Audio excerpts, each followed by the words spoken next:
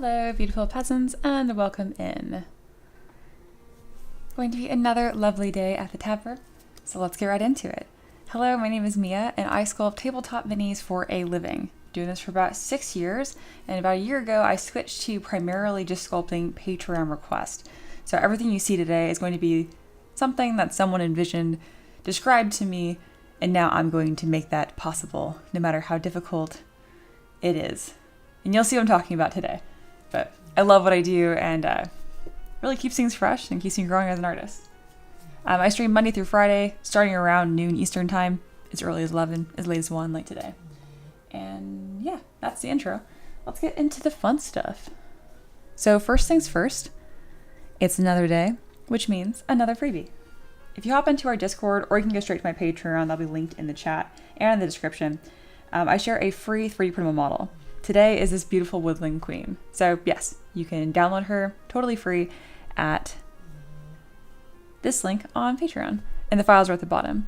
I have a pre-supported file for resin, so you can just throw it on your printer, click print, and it should work. All printers are different, but it will get you really close at the very least. I use a Saturn S for context. And the next up is the question of the day from our lovely mod, Aloha. What 3 qualities do you want most in a DM? Patience, on-the-spot creativity, great storytelling, engaging world building, fun party encounters, or great combat encounters? I like mostly, patience, great storytelling, and engaging world building. I've never really had a DM that wasn't patient, and I don't really need any hand-holding, but when I can't figure something out or I'm not sure how a system works, I can be very shy about asking questions, so I appreciate when they're openly patient. You can vote in our Discord or just say your answer in the chat. Either totally works. We're going to start implementing a weekly stream recap, so keep an eye on this. And now today's stream. I'm calling it Bloom and Doom, because we're working on the Galaxy Emperor and the Cherry Blossom Dragon today. All right. That's a lot of pieces acknowledged. Aloha updated the graphics again, which is fantastic, and I think today will be the first stream where the graphics are actually up to date. Which isn't a bad problem to have. It means that we have people that are gifting lots of memberships on YouTube or just becoming YouTube members. Either way, fantastic. So taking a moment to say thank you to all my YouTube members, and all the mugs at the bottom are people that have paid or gifted memberships to other people. So thank you guys so much. You make all this possible. If you are interested in becoming a YouTube member and making the graphic out of date immediately, there's a button next to subscribe where it says join, and that gets you like the little fancy badge next to your name in the chat and all that kind of good stuff. Alrighty, the donation pool has been reset to, if we hit $30 today, I'll sculpt a brand new Tavern pet. And that's everything. So let's get started. Oh, but first, all 3 of my mods are in the chat today, so hello to all of you. Reaper Satyr and Aloha, love it. And then Rob Payne, Mr. Banana Sham, and Empress. Fabulous. This request is from Mr. Banana Sham, and this is this tri-faced helm we're going to work on. We got the body started yesterday, so let's go ahead and open that up. And because I was feeling fun yesterday, I actually made the Galaxy Emperor from the bug hybrid. So yesterday you can watch this monstrosity turn into this. Kind of fun. Alrighty. As you can see, he is sorely lacking a head, and he's not just supposed to have 1 face, but 3. Technically he has just 1 head and 1 face, but his helmet has 3. So let's get to it. I went ahead and grabbed the face planes under project. Hit comma for lightbox. You can come up here and all these nice little face planes. I've never actually used this before. I just figured today it would be very fitting. Let's pick more of a steely color because it's going to be a helmet. And yeah, let's get started. So this is going to be a metal helmet. And I'm only going to work on just 1 face, and then there'll be 3 identical faces once I'm done.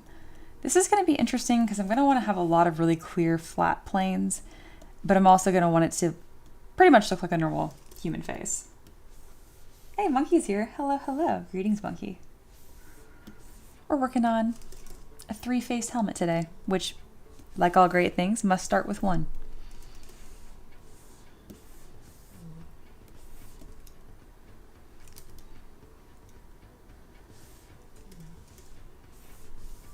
So I'm going to start building up all of these forms. I'm going to be using a lot of the standard brush and damp standard. I don't sculpt very many helmets, so I'm really looking forward to this and making it look just right. For the mouth, you can do a really easy mouth just with a couple brushes. I like to use damp standard. Have your initial line there. He's going to look very, very serious. And then hold down Option to invert that brush to create your upper lip. And there you go. You need to make sure it actually curves around the face and all that goodness. But that's always a really good starting point. Also, as a general rule of thumb, the upper lip will protrude farther than the lower.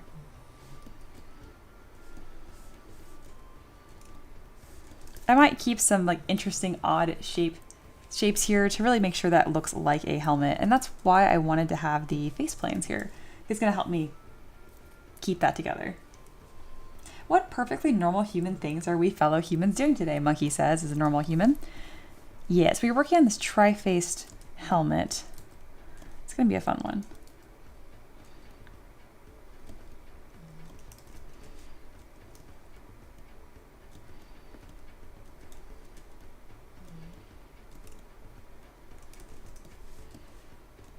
He looks like he's doing this, and I don't want that.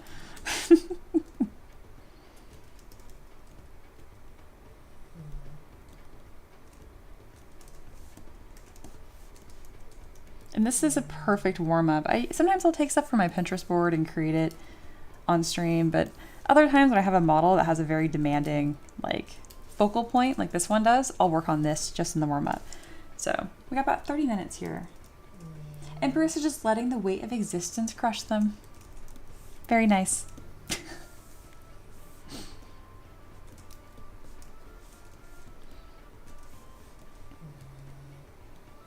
That upper lip just will not decrease in size. I know I made you this way, but now that you're like this, I don't like it. There we go. And if you are learning how to sculpt a head, this actually can be a really nice practice to start with these face planes. It's kind of like, you know how like little kids have those floaties on their arms? It's kind of like that. I have a really hard time with noses, I've discovered recently. So that's what I'm kind of tackling right now. There we go. I want it to be really straight and severe. There we go.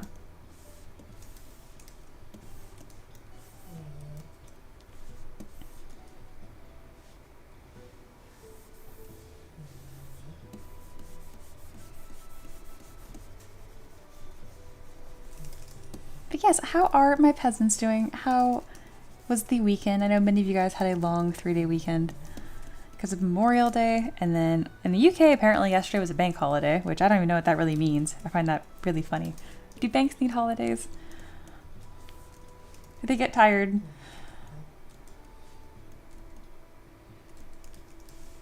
Hey, Foxy's here. Hello, hello.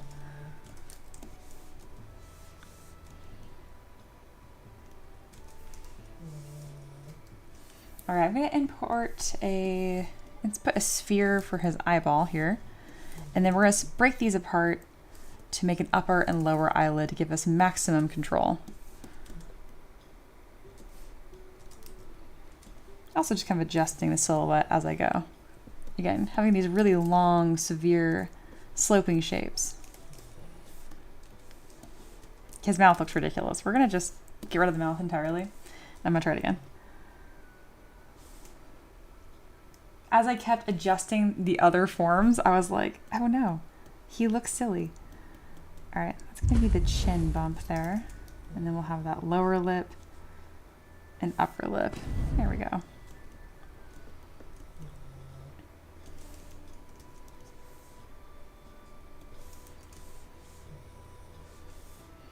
All right, I'm gonna duplicate these eyes and create some eyelids.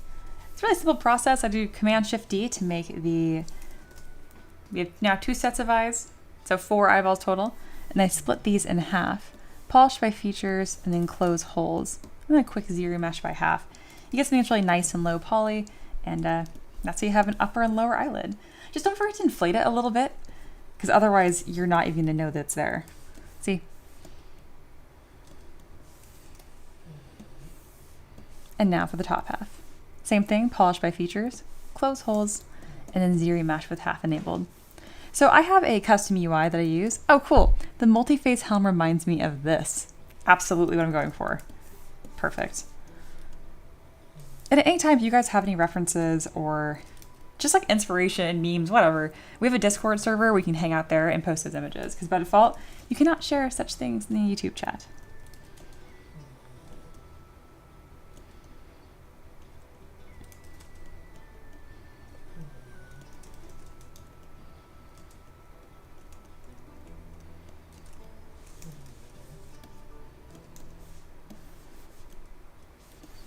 All right, his nose is really short, so we're gonna fix that right now. I just masked the bottom half of the face. I'm gonna grab move and just make a very long, straight nose. See how that looks kind of silly right there? That looks a bit better. In this specific instance, I might give him a bit of an underbite. I think it kind of suits the face better. We'll see. Now I'm gonna go to geometry and clay polish. How do I like that? I don't. I do. Yeah.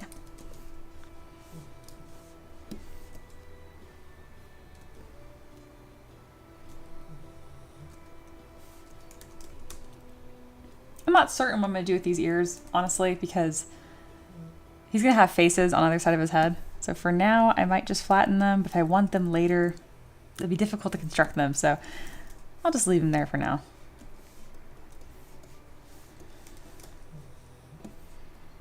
It's really important that I don't have any of these like curves right here. I want it to be really much shape, very sharp and angular.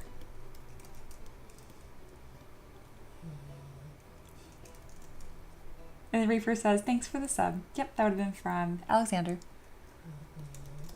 Fox says, I ain't no sub. Sorry, Mia. No, you're totally okay. Though, it's worth noting that today is the only day that Aloha's graphics have been up to date on members. So if we get even just one new member today, you could terrorize Aloha. Just saying.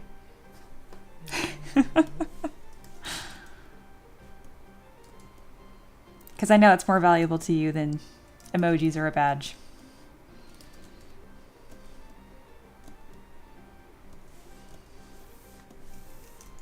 Mean Cat's here. Hey, welcome back. Happy Taco Tuesday, crew. Oh, that's right. Dude, I haven't had tacos on Tuesday in so long. I might need to remedy that today.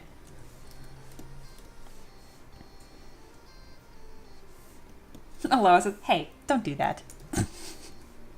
I'm sorry, I know I'm causing problems. I'm very, very grateful that you're taking over the graphics and they look amazing. And at any point, if you're like, I'm tired of this, Grandpa, you can just send those files to Ricky and I, and then we can update it from here. Doesn't mean that you're not very appreciated, though.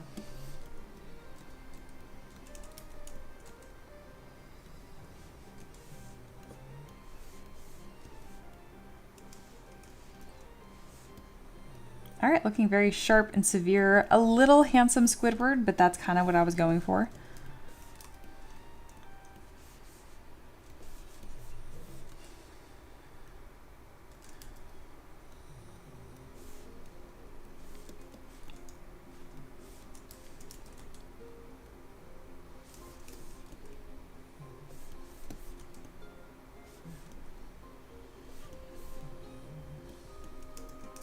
Foxy says, I am tempted. I'm very tempted. I knew that would convince you more than anything. But payday isn't until Friday, and there isn't much money in the bank. Yes, please feed yourself first. That is more important.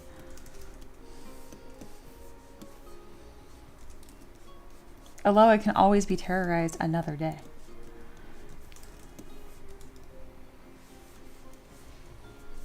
There we go.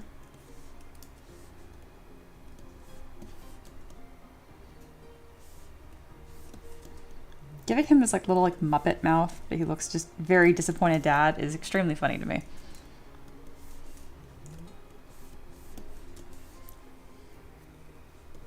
Foxy says, yeah, starving artist vibes, but I'm not even an artist. Yeah, shouldn't we be flip-flopped?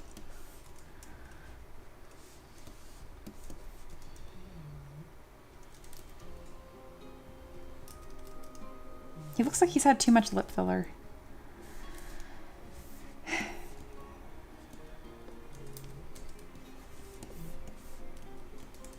There we go. Just relax.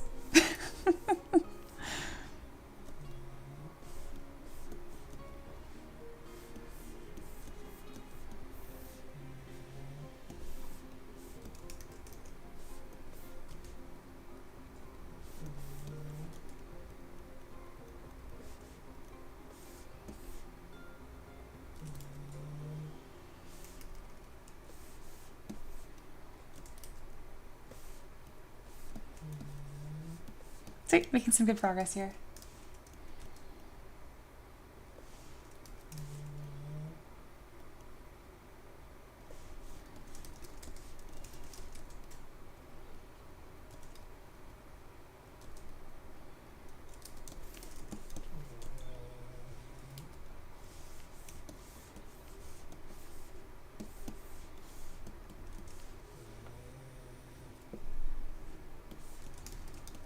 Zader says, not according to my scale. Is that referring to too much lip filler or starving artist? We've already covered quite a bit today.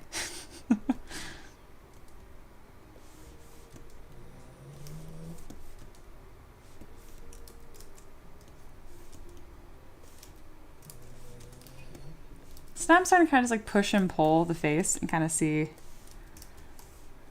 what sort of shapes I want.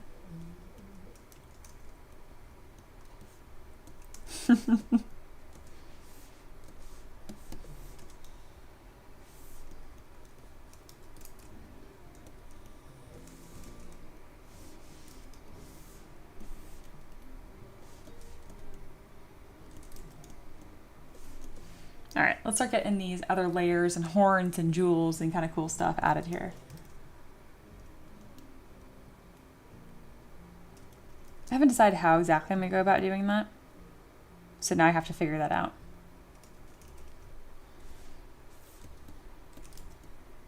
I still haven't really figured out all the shapes I want on this head.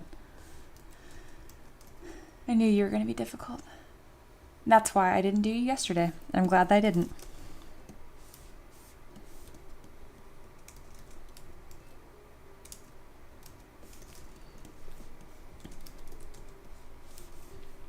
Let me go with my H polish brush and start flattening some planes because he's already looking a little too organic.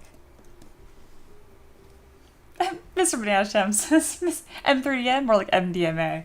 I'm like the most boring straight-laced person you guys would meet. I took allergy meds on stream the other day, so you know those antihistamines.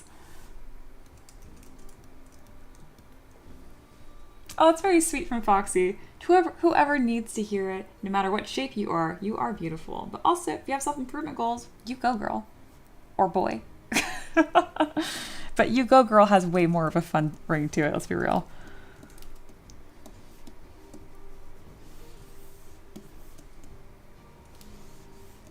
He's got that like Stonehenge face going on right now.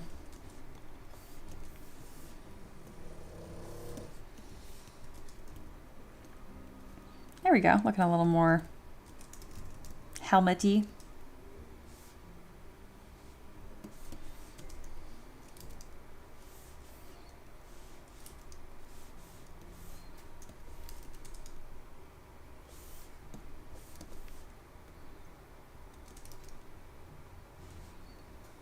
So it's going to be a lot of clay polish and then rebuilding up these forms with my damn standard brush. That's what's going to give it that really polished look, literally. But more so I meant just like not organic. Mr. Banana Sham says, I don't even have a body. In that case, that sentiment's not for you. Is this going to be a double lower eyelid moment? No, I don't think so. But I might take these and make interesting shapes with them.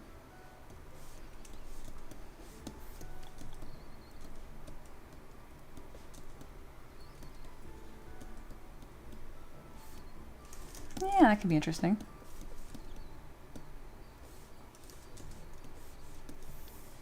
I'll zero mesh by same, and then kind of starting to build up these really hard edges that obviously never exist on a normal face.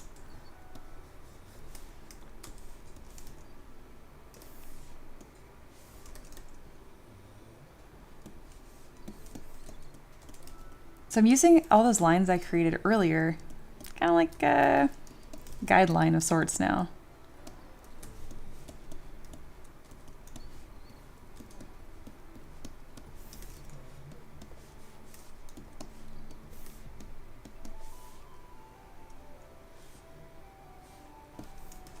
Raper says, good for you about not having a body. Honestly, you wouldn't have to eat so many times a day. It's all the cooking, you know? Like if I didn't have such like a picky appetite, maybe I wouldn't care. But I do. And it's a pain. It's a pain.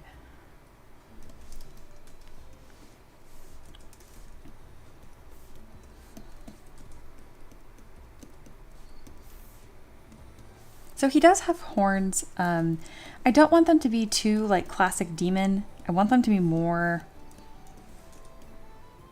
space, galaxy, intergalactic vibe.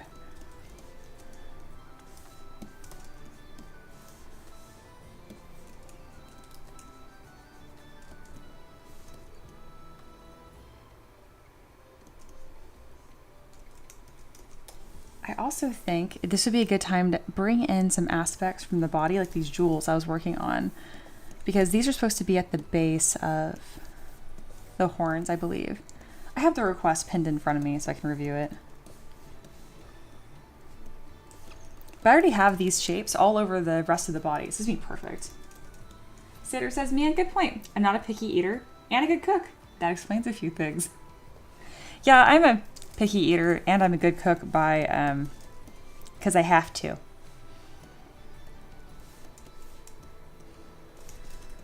And it's funny, like not like a classic picky eater in the sense I won't try things. I will absolutely try anything. I just, yeah. And I like a lot of food too, but I feel like it's like week over week, different, completely different palette. I don't understand it. I tried to understand it for a long time. Very quickly, I was like, you know what? I don't even care. I just know this is the way that I am, and I'm gonna just learn how to cook. How's that?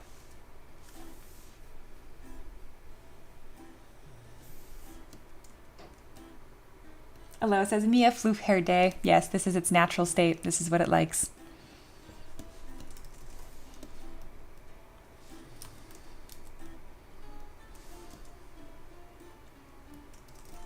Yeah, fun fact, in middle school, and through a lot of high school, angel fluff.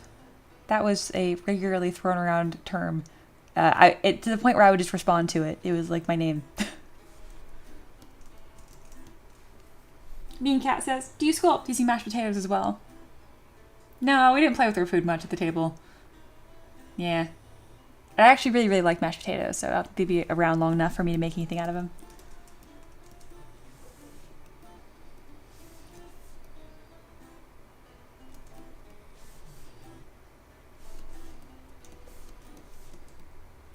No, you know, it's funny that you even bring that up, Mean Cat. Like, I can't stress this enough.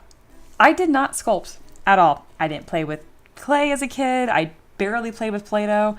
I never in a million years thought this is what I'd do for a living. Ever. That looks nice.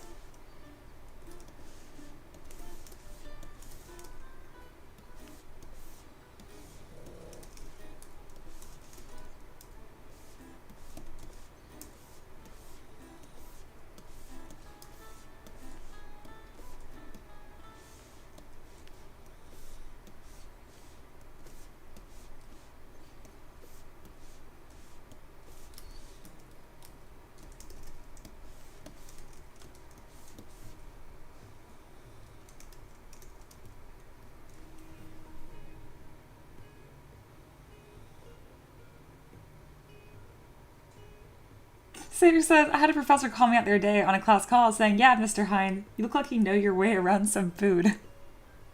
I can't tell if because you seem charismatic or if he was just calling you fat. I was like, thanks. I guess I'll take that as a compliment. He was kind of embarrassed. He was like, yeah, it was a compliment. It made you look like a master chef or something. I was just laughing at the point. No, that is really funny.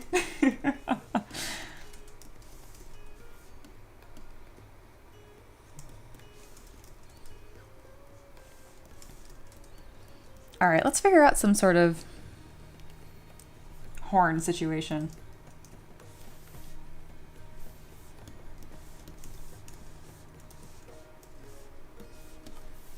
I'm gonna use the curved tube brush and just see if I can figure some things out. And then for context, we've been talking about his wife's restaurant. That does help immensely. Maybe he just wanted to hire you.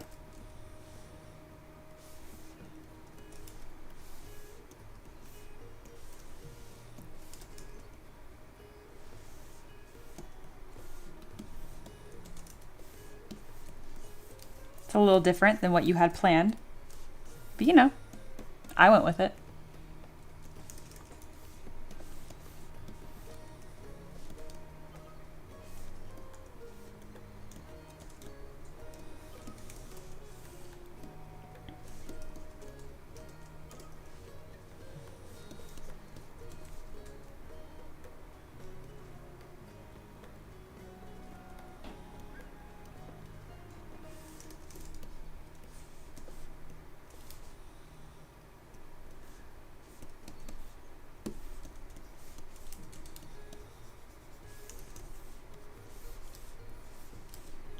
Giving him some kind of sad ears, because I don't know if they're really going to end up being visible once I'm done, but I want there to be something here.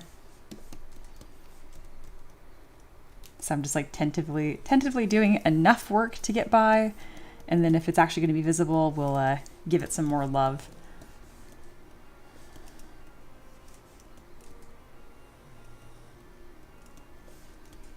There we go.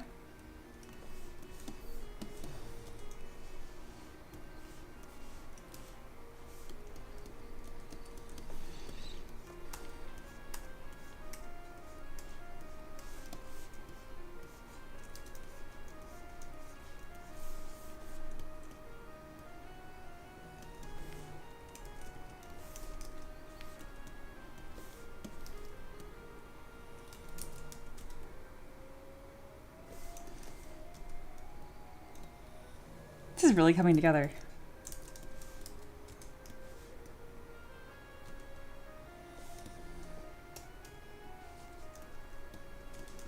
Monkey says, oh man, I went and got barbecue yesterday. Now I want to eat more brisket. You know, my dad's a huge fan of brisket. He smokes a mean brisket too.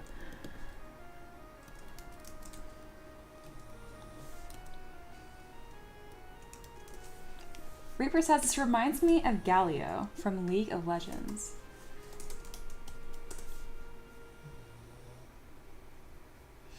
Don't know who that is. I'm gonna find out. Oh, the color scheme especially. Lol. Oh my god. It totally does. He's got Emperor vibes. What do you guys think? Oh yeah. Wow, the color scheme's identical. I'm not saying it's like a unique color scheme necessarily, but like, yeah. I just like a Hamson Squidward human version. I like it.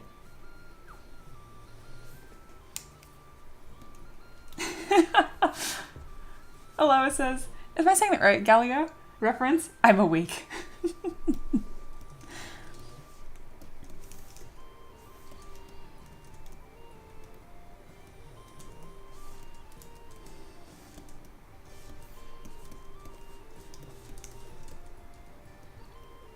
And then the poly paint, again, is just completely for fun. If you're like, I don't want him to have gold lips, don't. You can paint him whatever you want. I also don't want him to have gold lips. Oh my god. No. Let's try again. I just want a little more color variation here, so I want something a bit darker.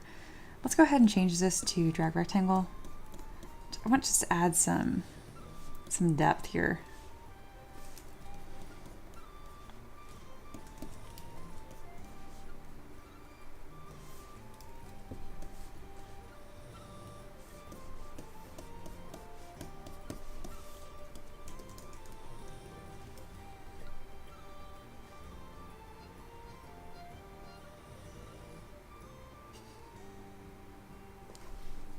Reaper says, I tried brisket once, didn't like the texture, but was from a restaurant chain, so. Yeah, sometimes restaurants can do it weird.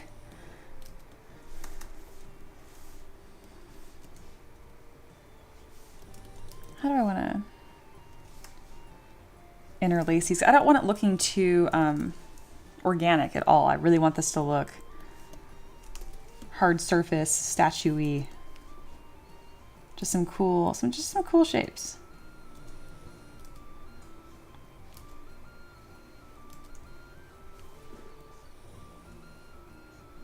What would that look like? Kind of cool.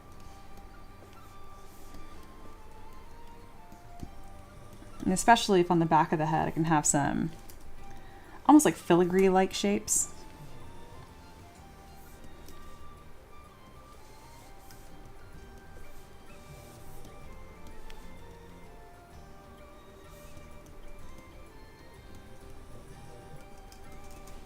Empress says your potion, that potion assignment, which is from me, was really fun. Good. Can't wait to reinforce what I picked up.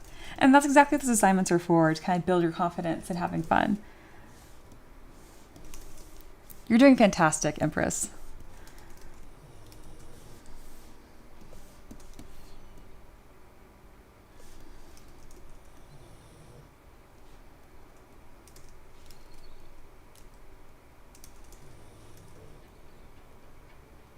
I don't know if I want this texture all the way up, but I definitely want something.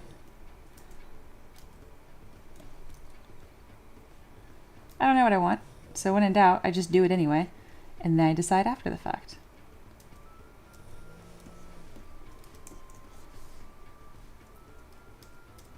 Foxy says, I'm getting Marvel's Loki vibes from the primary horns. A little bit.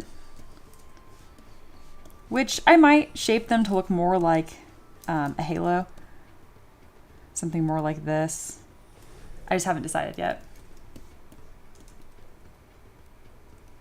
Hey, Yoni's here. Welcome in.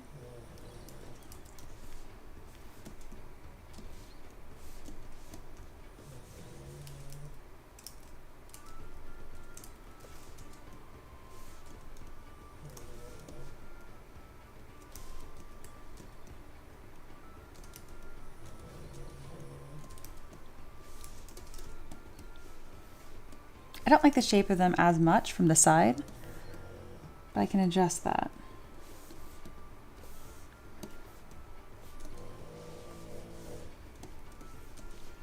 Like, how drama do they want to be? I can't figure out.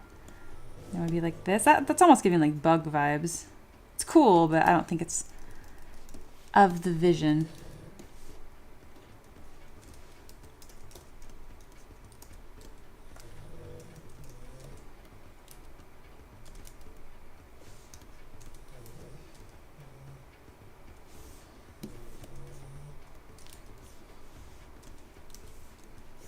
I want there to be a better taper, so there we go. All right, looks like we're at the end of Doors Open. Abel said, which brush did you use to make the base horn? I use Curve Tube. Great question though. Always ask when we know what brushes I use. All right, let's go into, there we go, the Tavern Keeper's Craft. This is our warm up and I am out of time, so we're gonna move on from the head for right now. I'm gonna merge everything down and then see if I can get a quick mirror and weld to figure out what this is gonna look like.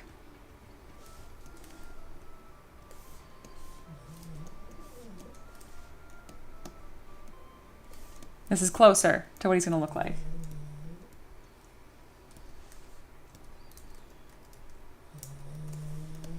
I think it'll look best if they're not all exactly the same size, and then still like facing outwards would be interesting. I just need to figure out what point will be most aesthetic for them all to connect.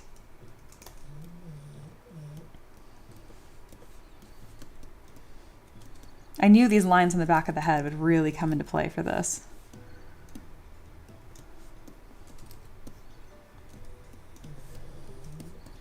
I need to figure out how all these things will line up.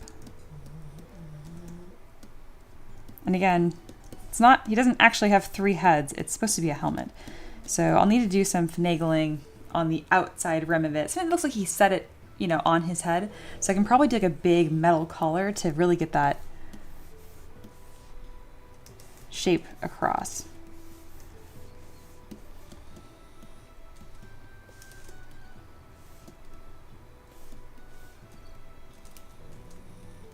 Yeah, I'm glad I kept the ears, even if they look goofy. There's like another shape in here and some like Y-shaped nonsense, but for now we're just gonna we're gonna do that.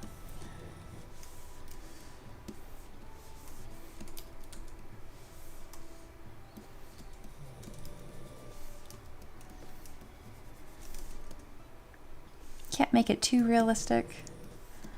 What would be a simplified statue ear shape? Because it would look kind of tacked on. It's getting overworked. I'll just undo it.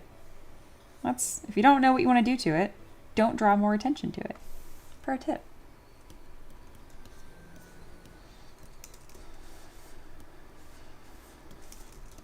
All right, I'm gonna take these lines on the outside. There we go. And use these to really frame and connect some interesting shapes. Perfect. And I'll probably continue these lines from the outside of the head up. With symmetry, please. Something kind of like that.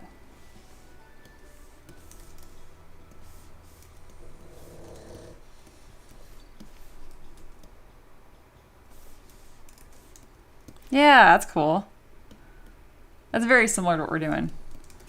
I like how that one's more on the sides, but I also kind of don't hate what I'm doing here either.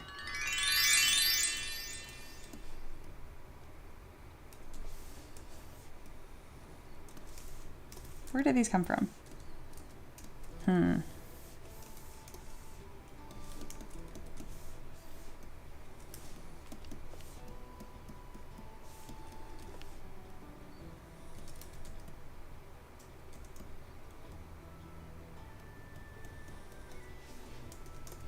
Oh, cool. And then that recedes. Okay.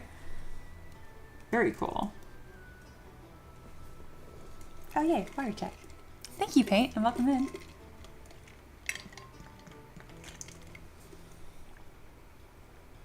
That's a reminder, everyone. Take a break. Drink some water.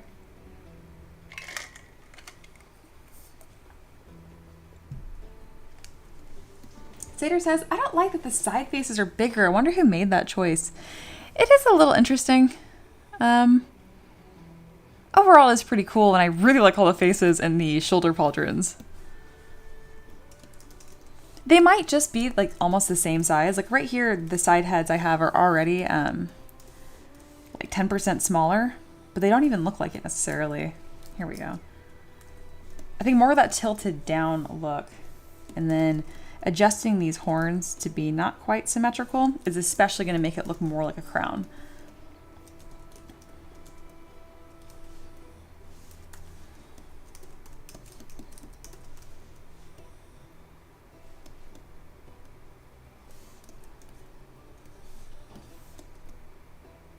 Something kind of like that.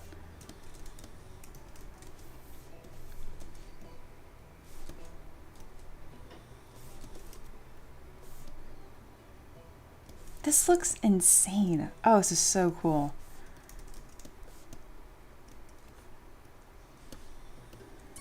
Well, that's what we made today. Good job, peasants.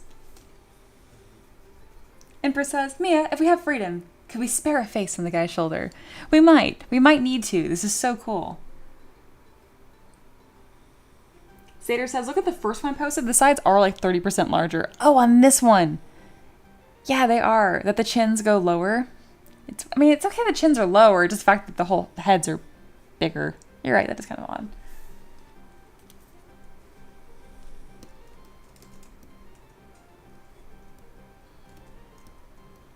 All right, and then we can have a look at our requester. This is from the lovely Mr. Banana Shem.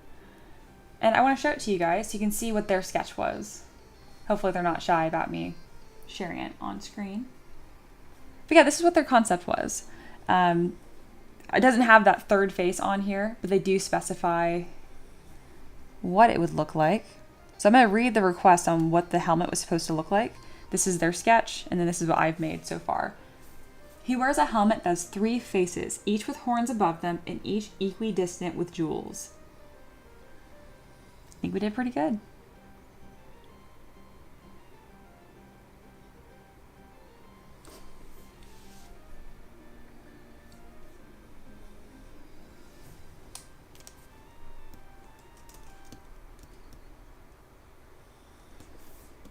For now, we're going to merge all of this down and then throw it on this. It's going to be tricky to make this look just right. But it isn't it always?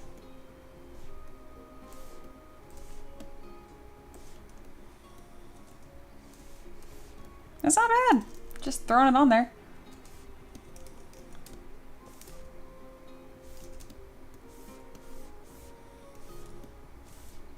I like this bluer tone that I'm going for, so I'm going to start incorporating that on the other sides. And then now that there's so many heads, we need to kind of scoot the shoulder pauldrons over a touch, and then everything on top is just going to end up being a bit wider. These shoes are killing me. Aloha says, guys, I'm done. I did it. My project is finished. Oh, I'm so glad. I'm so excited to see it. Go Aloha.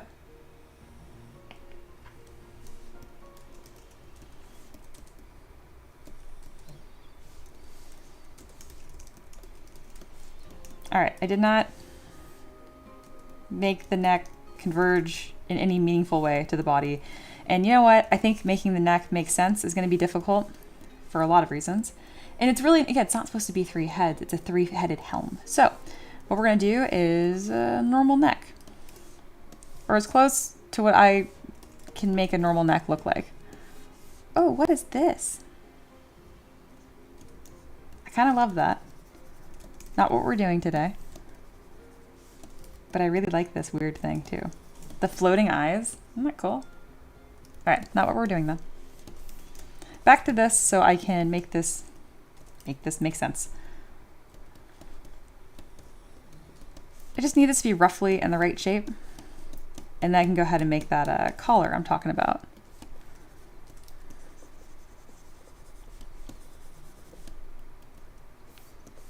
There we go. Are we connected? Have we touched ground yet? That would be his body.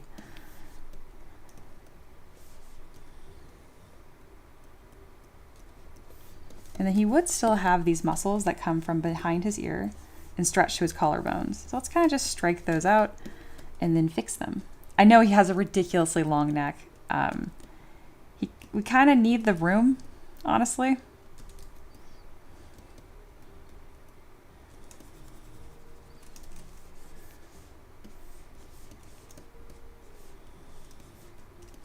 And then there'll be collarbone somewhere right here, but I don't think we're going to end up seeing those. All right, something like that. And now, time for this collar I'm talking about.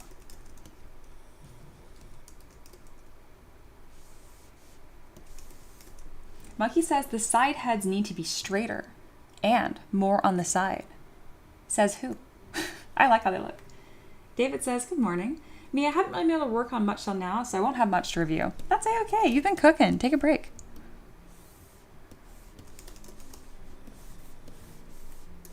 Let's make this collar thing. So I'm going to construct this just by using a cylinder initially. And I also think I'd benefit if it was hollowed out.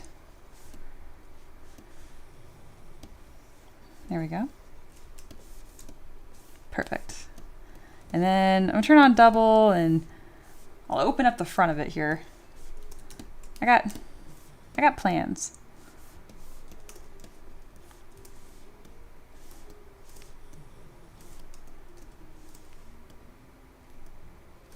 There we go. Let's get all of this fitted together and then we can make fine adjustments. But I don't want to adjust anything until I have this. I gotta have all the pieces in place, and then we can have adjust from then. Empress says morning to David. You guys are always so friendly. I love it.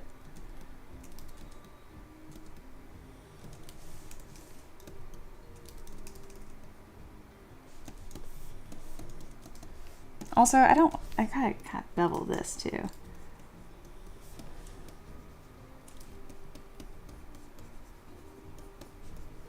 There we go. Bam.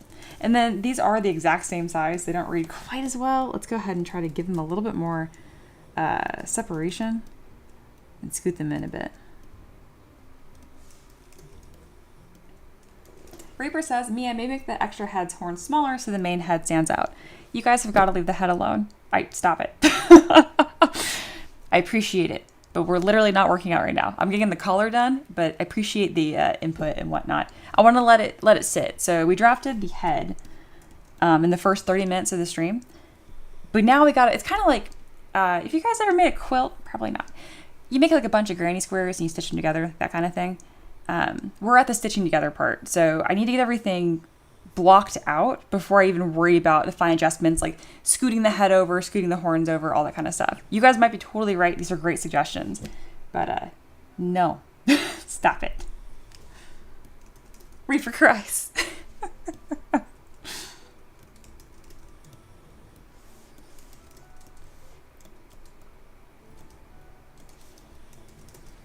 Obligatory Elden Ring reference. Dude, I was looking for this and I could not find this. I kept typing in like multi-head man Elden Ring and the internet was just like, never heard of him. And I'm like, I know it's a thing. Thank you. Thank you. Yeah, this one's interesting because it's got that rock texture. We'll see. I gotta think about it. Mia's version of shut the fuck up. 100%. I have a weird thing about people being like, need or do, and I'm like, I'm not working on it right now, don't worry about it. For real. No, I love you guys, dude. You have fantastic suggestions. There's so many models you guys have made 1,000 times better, but also like I'm not working on it right now. I'm doing the other stuff. Because right now I think his head is just too big as well. He's got a little bit of like a giant head syndrome going on right now. Yeah. You got a big head, dude.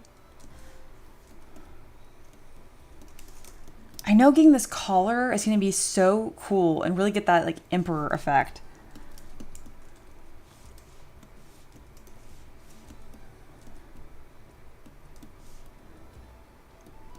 There we go. That makes me want to change more. Thinking.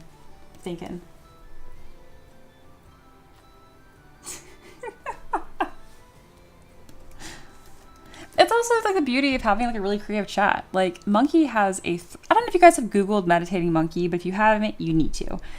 Monkey, see that you need to. Seriously, he has a bunch of magical items, maps, full encounters. I think he's published just released like an entire magazine, like a book about all these items. And then he also does 3D sculpting. I mean, it does so much. So it's definitely not just like some dude recommending stuff for me to change or whatever. More than just some dude. Accomplished art dude. And obviously so is Reaper.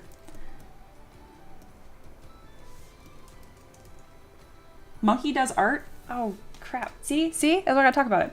Monkey, where can we find you? Meditating monkey. All right, here is their website. And then I pinged Monkey in case they want to talk about their stuff a little bit, and then put it in self-promo. But yeah, Monkey has an entire website. You see this? And check it out. Greetings, human. There we go. Creates highly detailed encounter maps, top-down tokens, and also one-shot adventures and campaigns, STL files, magic items. Told you. Pretty freaking cool. Monkey says, sometimes I eat my crayons.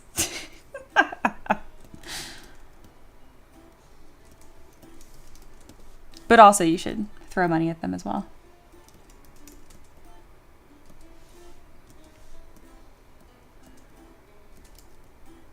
And that's why I didn't just ignore their comment when they mentioned like moving the heads around. That's why as an artist, they totally get it. And I'm like, I'm just not working on that right now.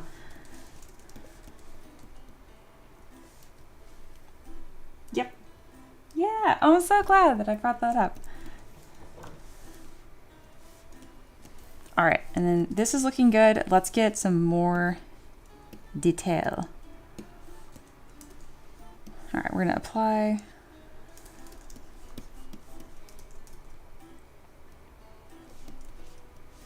There we go. And then let's see if I can get a gold trim on this. You know what? I don't need to worry about that kind of poly paint. Let's just not worry about it. I'm gonna crease, divide. Nope, you did not crease. Very good. There we go. All right, so when you crease and you don't do it manually, you will get this problem when you subdivide. You see like this little poly kind of tears over itself. Just know when you have like a hard, like straight edge, you're gonna wanna come in with the ZBrush brush and click on crease. And make sure you grab those little edges. That way when you do subdivide, it doesn't break itself. No breaking selves here.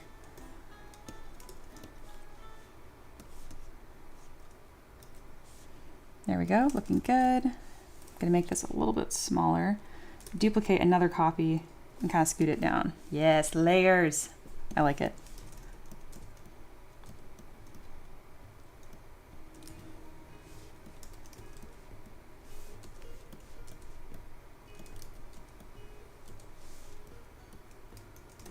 Foxy says, you do art. I commit artistic crimes. Please do not do crimes. Reaper, I do art. Reaper, you're always our good little dose of like existential crisis in the chat. It's okay. You say that too much, Sator's gonna come for you and give you an aggressive pep talk.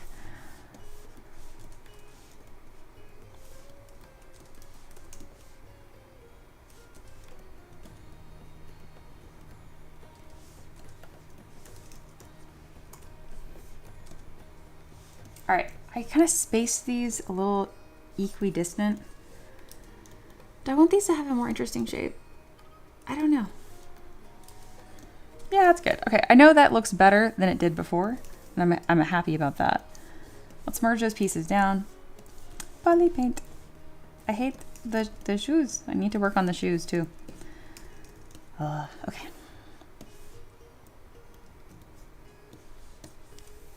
Reaper says, I need a pep talk. I'm very low energy right now.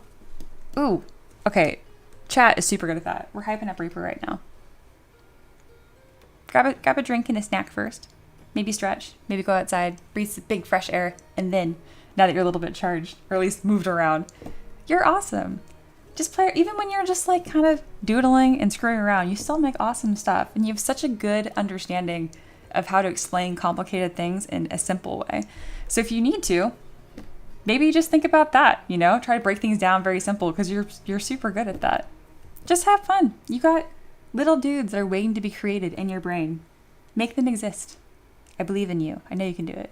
And you've already helped me so much too. There we go. Grab a Red Bull. Instructions unclear. Broke the fabric of own reality. I can't help with that. Do not have a guide for that. That is well outside the mentorship program.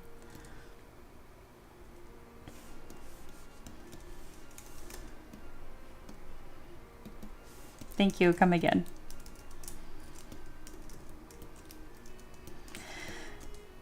All right, I need to make these boots look better. I think if I just add like some poly loops on them, they'll be good. The correct answer is I need to just make new shoes, like desperately. But I don't want to at all. I hate making shoes. Can I just put a band on it and call it good? I mean, it didn't make it worse, so that's good.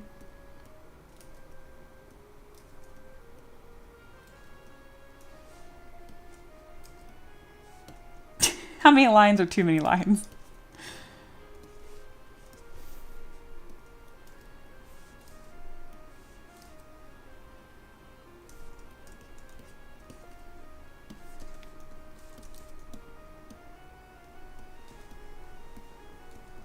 Let's get this a bit flatter and more clearly structured, maybe. Why are shoes so complicated? Why do feet look the way that they do? I feel like I would have been totally fine with just like less complicated feet. Stop being annoying. There you go. See, when in doubt, if you need a pep talk, have you tried bullying your art? No, I'm just joking. Don't do that.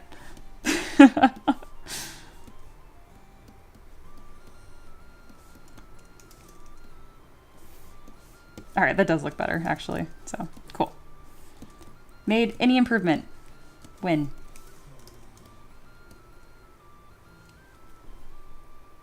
At this point, you need to hire a shoemaker. I know. This is actually, I didn't even make these. These are from Ella's Arcanum, but she's past this point artistically, and so am I. And so now I need new shoes. The time has come, but I don't want to do it.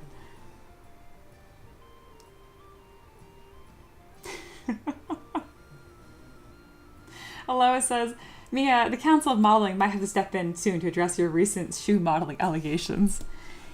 I know. I know.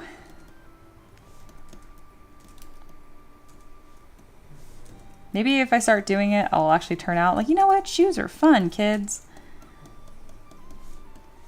There are so many things I can do, like hype up my students and like things to look forward to sculpting. And I just have not extended that to shoes yet. Anything else? I got you. No shoes.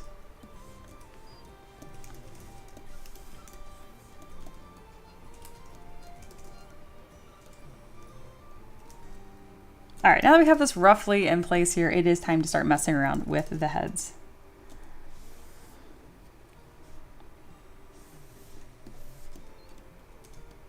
Which is funny, because I'm going to implement the things that you guys said, 100%. Someone requests shoes next. Just shoes? No. Aloha says, Mia, if you're struggling with shoes, imagine how baby students feel.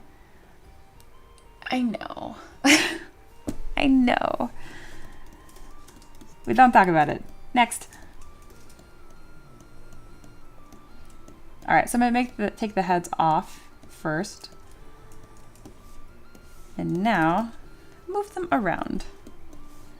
I do like the look of them being face down, looking dejected on the sides, but it doesn't look as helmety.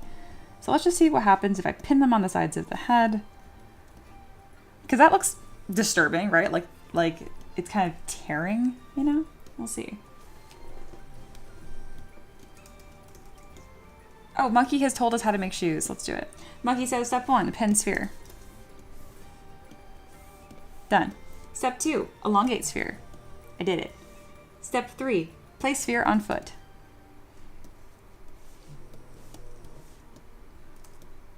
Bam. We got shoes.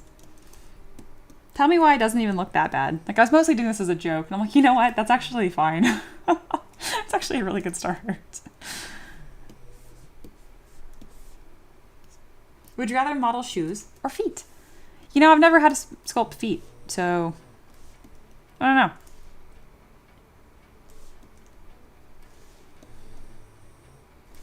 There we go. We're doing the creepy head thing. Let's make the center head a little smaller. Trying to heal big head syndrome over here. A lot of jokes we could have made there.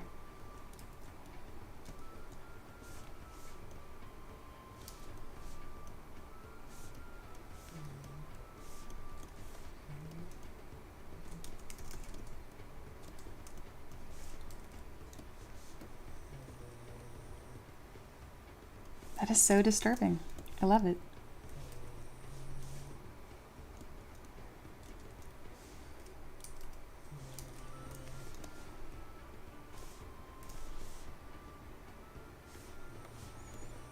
The eyes do need to be at the same level though.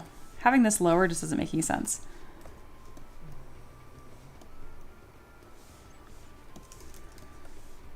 If I try to do these adjustments earlier, it would have taken me so much longer. And I know it's like, well, why? When you're, oh wow, that's really cute. When you're creating a shape like this, it's really complicated. I find it always works better to just do it in stages. And that's why I was teasing you guys and give you a hard time where I'm like, no, we're not doing that right now. Because I'd already done so much work on it, and it just, you end up just working really slow is the best way to put it. We don't want to work slow. Refreshing your eyes. There you go. That's all I was trying to say. So what I'm going to do instead is I'm going to just decrease the size of this head by 5% and hope that's enough. Rotate it 90 degrees and then stick it on the side here. He does have a giant ear in the way, so let's scoot it back. There we go. And just see how this is going to look. I know we have a lot of like tendrils and nonsense. He's just a tendril and nonsense kind of guy. All right, let's remove some of this.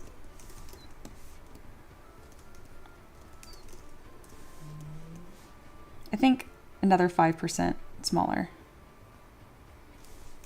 Yeah. And then these lines are not helpful. Be gone.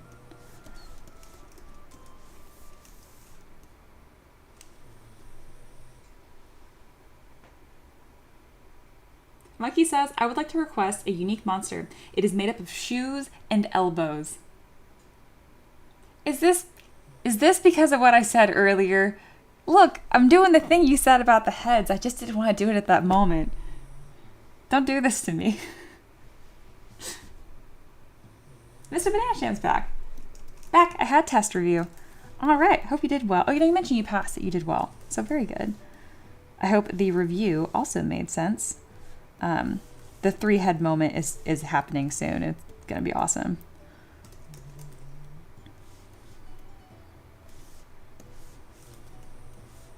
Something like that. It's pretty awesome. Imagine if he had a flame inside the cage of horns. Wouldn't he look like a giant fancy lamp? I mean, it could be like hair. That could be cool. Would it help if they were rotated 45 degrees? I did that, and the peasants were like, they need to be more on the side. I originally had it more like this. So I'm going to laugh if you're also like, this is what you like better, because this is what I originally had, but I'm not sure what my favorite answer is going to be quite yet. I think it's going to be something in between. What's in between 45 and 90? 62? I don't know. It looks really cool. Yeah, it does. I feel like either answer, honestly, could be the correct answer. I think I really like it in between. So where I had it initially and rotated more. Yeah. I just have to be really careful with the other shapes I'm making here and how all of this makes sense. Like that probably needs to just go away entirely. And then I agree with Reaper too, that you can make these horns smaller.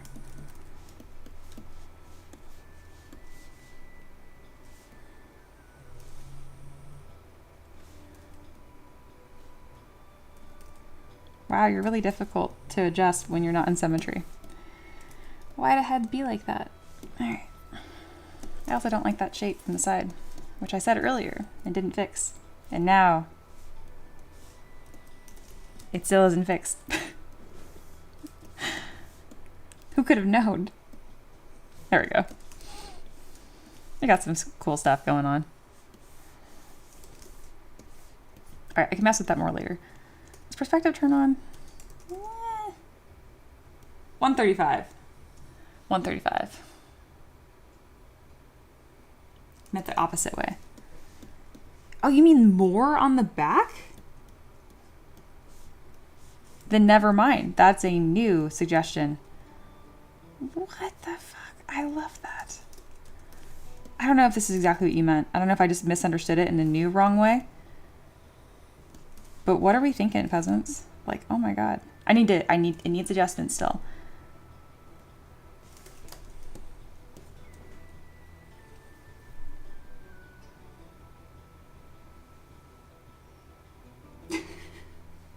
Aloha says, I hate to be the one to say it, but we were all thinking it. Do you think at some point in history the heads try to kiss each other? It's just one guy. It's just a helmet that has 3 faces on it. But no, I don't think so.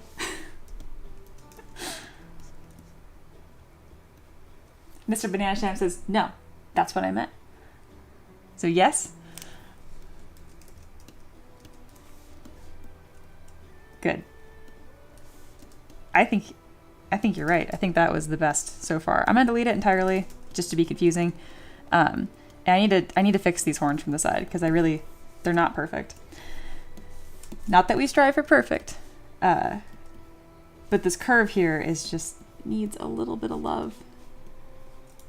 And I would like for it to be thinner. I do. I love me some thin, dramatic horns. However, I also love these to be 3D printable and not a nightmare. So we gotta take our lumps a little bit. All right, so with this approach here, I don't think we're going to, why can I not think and talk at the same time? I don't think we're gonna make the head smaller. I actually think we're gonna keep them identical, and we are gonna have more of this like brazier-like look, what Reaper mentioned, I think more as a joke, but now I'm starting to really like it. Like putting a flame on top of the head, I just think it's really cool. Anyhow, so we're gonna duplicate this, and now rotate. Here's 135. Let's scoot back 5 degrees because 130 I think actually would be the number that's to make this correct. Yeah. Something more like this. And then having them all symmetrical, I need to fix that really bad looking ear then. Why do things always come back to me? No, I refuse to sculpt these ears. Something kind of like that. Ears are on the right planes. Rotate, rotate. No ears. These ears look terrible. Listen. Nobody wants you. Nobody is going to sculpt these ears into a helm. What we do want are more cool lines though.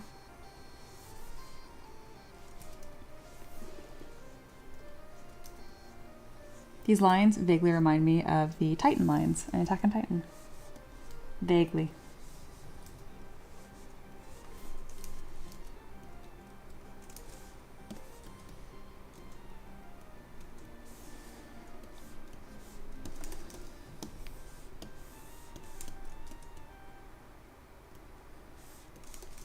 More like this. Where is this white blob that keeps coming from? It's gone again. There's a white blob that keeps showing up. I don't know where it's coming from. I think it's the neck protruding or some nonsense. All right, since I think we're really close to what the final answer is going to be, I'm going to take a little bit of time to work on the main head here so I don't have to do it 3 times. Just get some like cool filigree like shapes happening.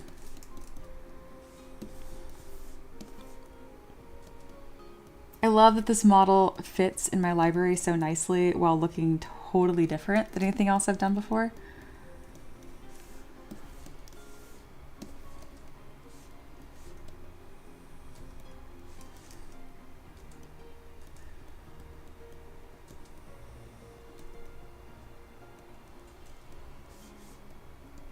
All right, just taking some time to make that look really nice. And then these little flares just stick out a touch too much. Want to lower them. It is time to refine.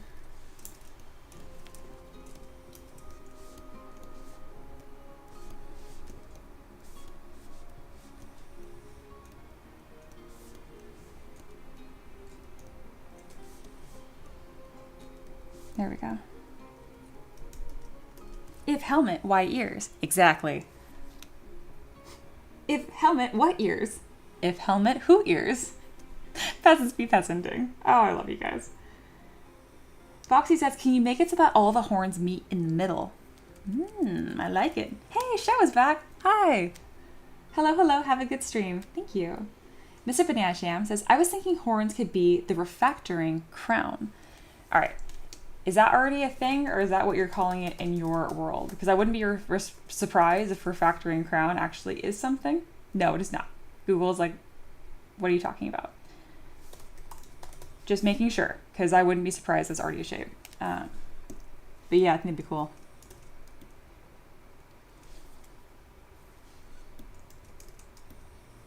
More mouth mean more food.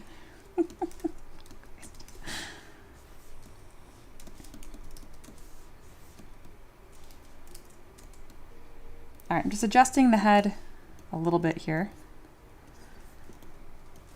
And then going in with a little bit more of this ornate filigree look that I have. All right, kind of striking a shape in here.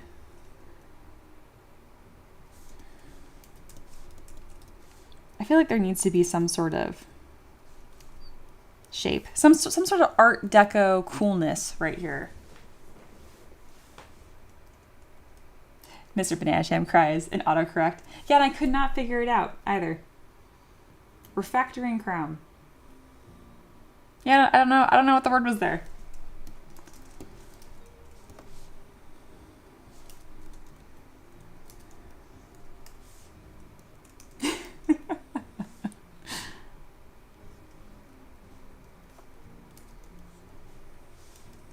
I mean, the horns form a crown when you have the heads at 135. They do. And I actually can see that kind of in your sketch there, so. Yes.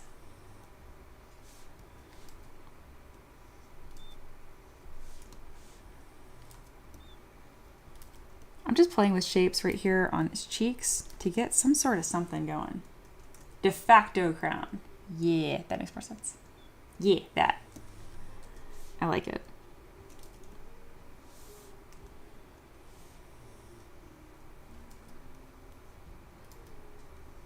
Because I like that it kind of gives him a bit of like a construct appearance too. Paint says he looks like he's going to get a kiss.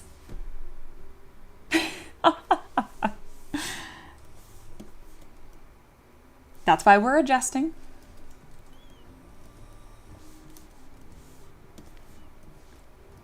Before he has 3 heads that want to kiss. I went with this really dramatic mouth shape for a lot of reasons. One, because it kind of looks, one, because mouths are funny and I love that. Also, mouths are sensitive. You guys see this? You move it up, bam, now he's a gazelle. Straight up.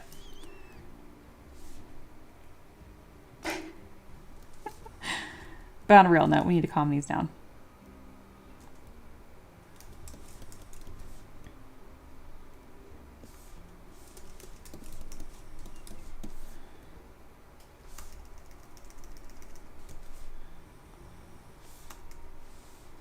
There we go. I also want to have a little bit more depth.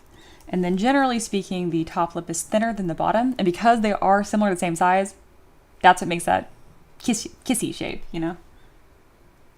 Mr. Banana Jam says, more head, more kiss. David says, hey Mia, how detailed do you get for dangly bits like necklaces and other small jewelry? Well, as you can tell by this ridiculous filigree ornament here, as detailed as I want. And part of that is because I really do have a decent amount of my fan base that prints stuff not at mini scale at all, which is great. So that means as long as I can make it 3D printable and looks nice at a small scale, I want there to be more is more. So I want to be able that you can print it as like a 6-inch tall statue or 72mm scale like this, and it still looks incredible. Also, that's just what keeps my artistic soul happy. If I was always like, oh, I can't add details here because you're not going to see it on a mini, I'd probably burn out and be sad, honestly. So instead, it's just more is more.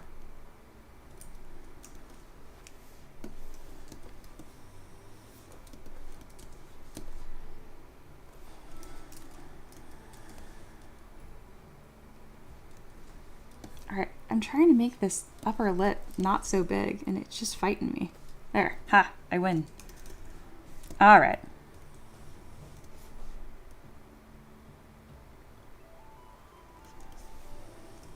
Now I need to fix the nose because now the nose fell in.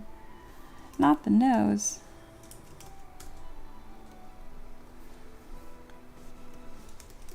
And he does have a pretty severe underbite, which I kind of like. And not he, again, helmet of he, whatever. But I kind of like it.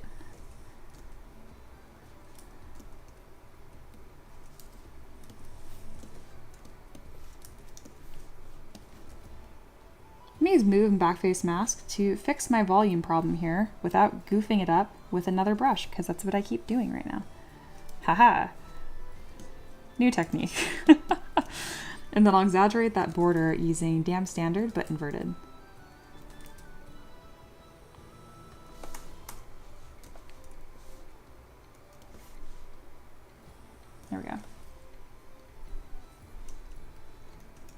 king of a land giving kisses, I am in. David says, lol, that's fair. I'm just not good with jewelry and like, what does it even look like? Reference hunt activate. Absolutely. It's like the shoes. What can I get away with? Oh, 100%. The answer always, though, is that if you spend the time and do things correctly and with lots of care and love and intention, you will be rewarded. So keep that in mind. It can only be as good as the amount of love and care that you put into it. And so that's how much you can get away with. The answer in art is you can't, which is annoying because I try to get away with stuff all the time and then it doesn't work and I'm surprised. I like the poofy marshmallows under his shoulder pauldrons. Thank you. That is very detailed fur. Thank you. Look at that. Spitting image.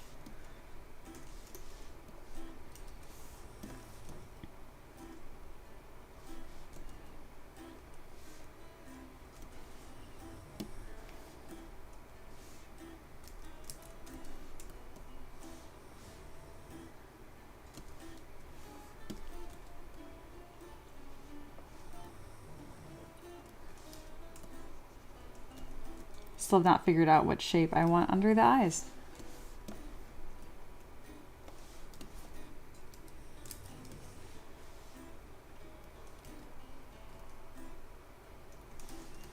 I feel like the eyes have just slowly migrated to be too far. Lower. Not a lot lower, just like a little bit. Even less. And then really the problem is that top eyelid. No. Come here.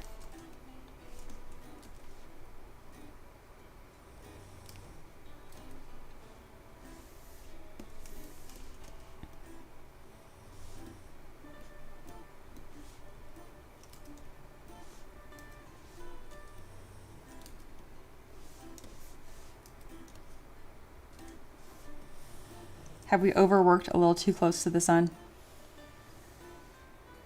I always hate when I go back 200 and then I come to the front. I'm like, did I make it better? Okay, no, I did. Okay, cool. Had to double check. I knew we were getting close.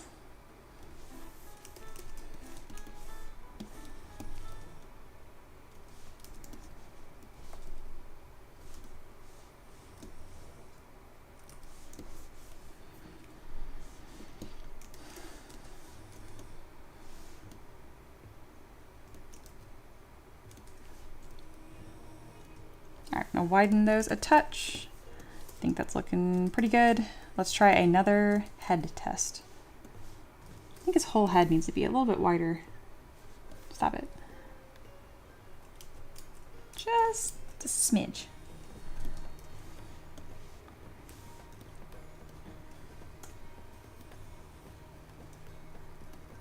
And then something about this is wrong. We're gonna find out what it is. I think it's how many heads tall the model is. I don't know what it is right now, so let's find out. 1, 2, 3, 4, 5, 6, 7. Nah, that's pretty spot on for what I normally do. Because his feet are tilted down, he should actually be measuring closer to 8 heads tall. That's what it is. I'm like, why does he look kind of stumpy?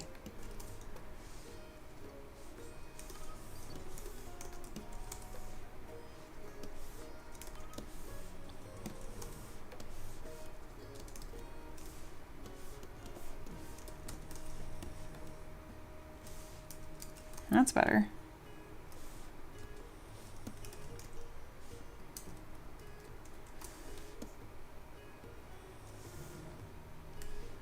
One, 2, 3, 4, 5, 6, 7, 8, 9. That's excessive. We don't need the bottom one, which is great. So yeah, it's looking a little better. Proportions, why are you so sensitive? All right.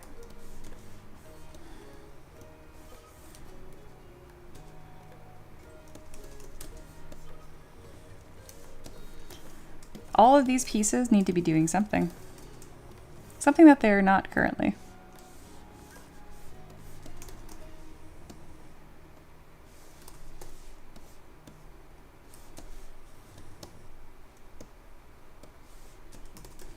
These tabards, you know, I just don't like them. I want something there, but not like that. So I'll just delete them and I'll replace them with something better and cooler. I want the belt to be larger, but I don't want to screw up the jewel. So I'll split that. Bigger belt, more cowbell.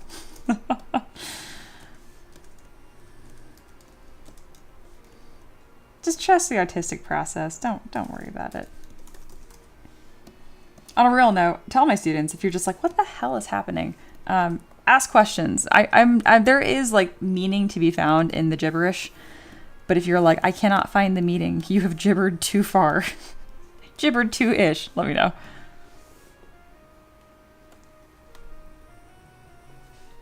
And then Mr. Banana Sham says arm length? Arm length. Oh yeah, we're moving all around. Reaper says, Mia, how do you account for height difference? I know standard is 7 heads, but how do you keep proportions consistent when the person is shorter? There are certain like landmarks that match up. So like the fingers will always like fall at the midpoint of the thigh. And then everything else is pretty much fair game. Like honestly, the heads will be, when a character is shorter or smaller, their head will be larger in proportion to the rest of their body. So stuff like with dwarves, my biggest challenge is not making them look too baby is the biggest thing. But everything else, you really just scrunch it up. Make the head a little bit bigger and then scrunch up all of the extremities. But you still have to make sure that the ultimate landmarks are falling where they're supposed to be. Does that make sense? Great question. I think this tabard is going to be more tabardy. So in this case, this guy is really tall, right? And on the linkier side. He's going to look even taller than he actually is because his feet are going to be tilted down. He's floating. So just keep that in mind.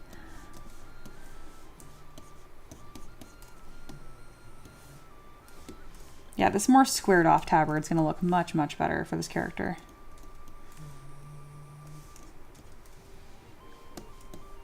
Maybe more of a flare? No, it's what we had before and I didn't like that.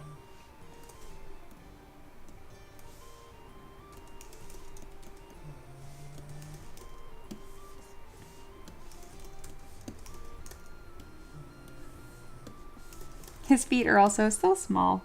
Let's make them just a little bit bigger.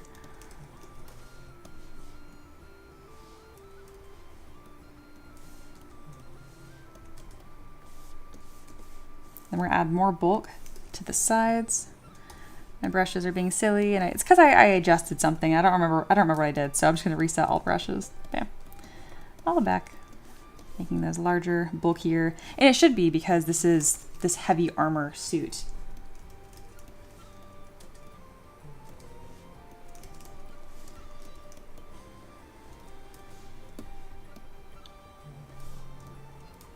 I think the pauldrons are going to be the farthest thing that sits out on the model with these tucked up underneath. I do think it'd be cool if maybe I could have 2 smaller ones kind of layering right here. I don't usually do that. I don't know if it's going to look good. I kind of like it. It's going to need a little bit of adjusting, but I got it.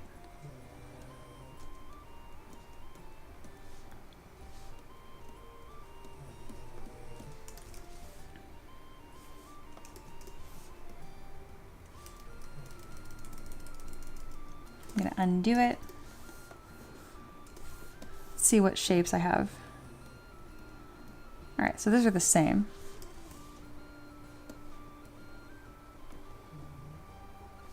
Don't hide the other ones though. There we go.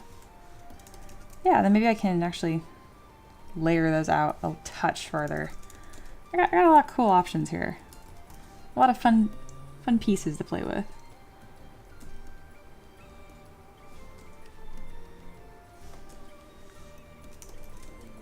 I like it.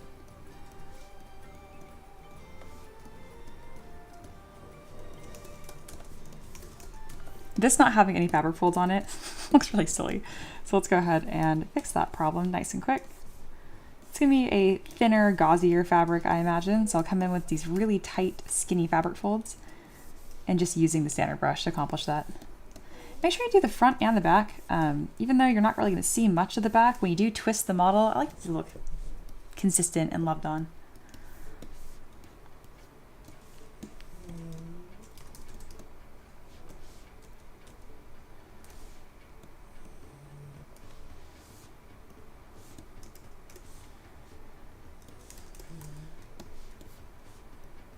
move the legs slightly farther to the sides. There we go. It's giving him like a bigger, wider silhouette. And then some interesting shapes here. Yeah, it's looking cool.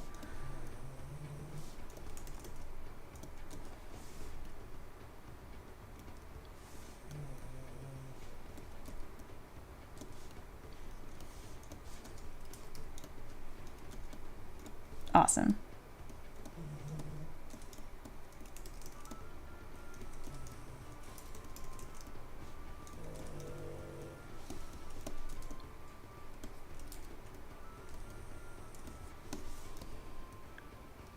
Sick.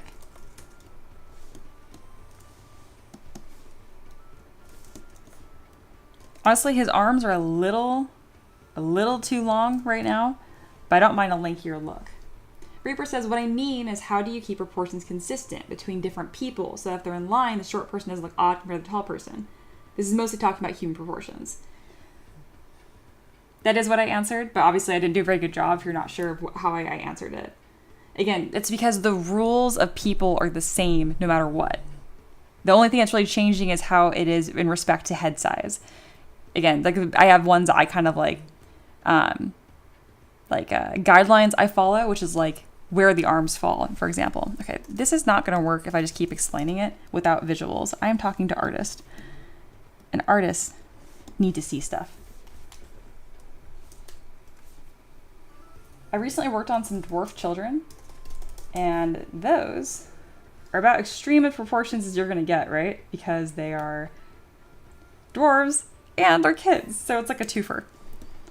But they still follow all of these same rules I'm talking about.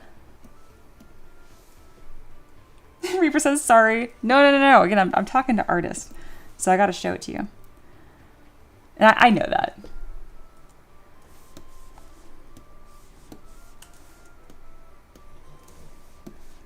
There we go. And this is extra helpful for me because I got these bases are going to be the same size.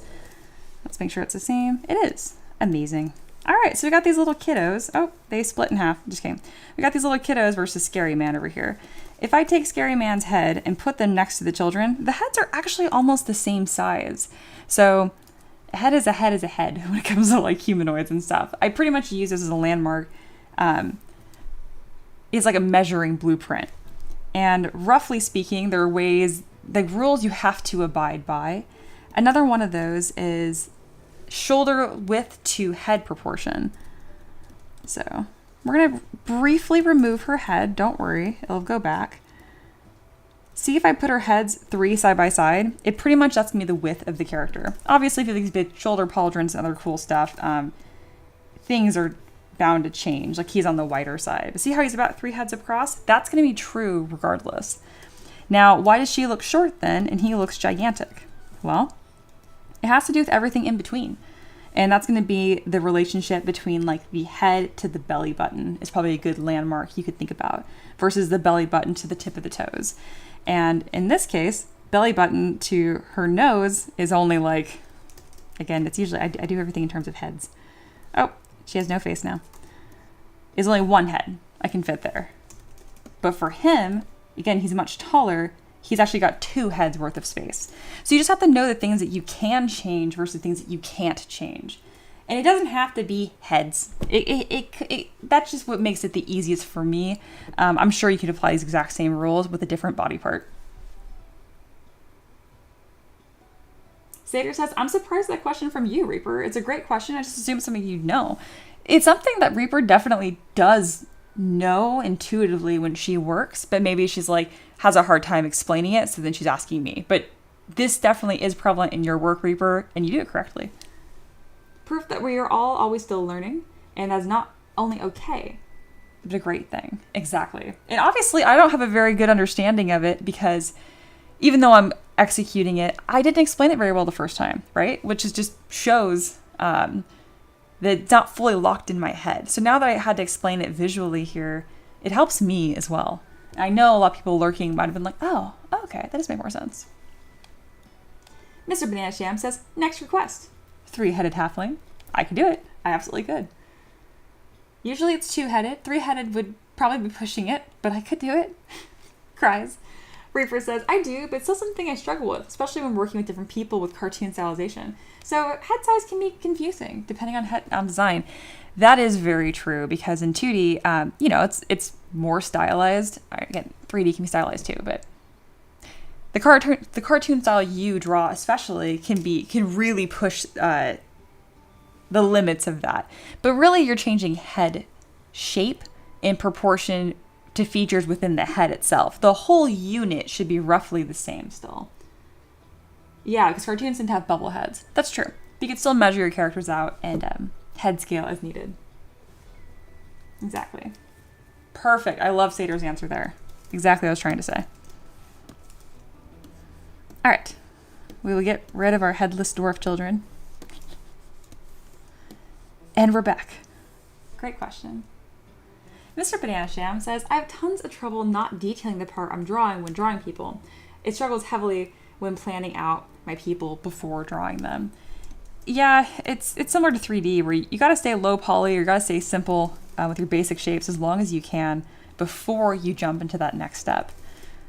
Easier said than done. All right, we're adding more heads and seeing if we can get that pseudo crown effect happening. Perfect. I think that's where I wanted it to be. Yeah, see, since I spent a little bit more time getting the head detail thing happening, it is coming into play here. There we go. That's what I wanted. I wanted to have it make some interesting shapes on the sides too. Oh, he got a little squished, didn't he? So it wasn't quite right. Maybe it'll be easier if I simply just touch it right here and then deal with the rest of it one at a time. Yeah, either way, it's going to make cool shapes, which is what I wanted. And I don't want the eye level to get goofed up. So let's turn off perspective so there's no lens distortion. And then this collar is probably going to need to move out of the way. But I liked the collar. No, it's fine. We can still have it. It's just going to serve a bit of a different purpose here now. What am I even looking at now? Ah, I see. His head is so long in the back. That's kind of causing some other issues, isn't it? That's fine. We can just kind of scoop that problem away. Scoot, scoot, scoot, scoot, scoot.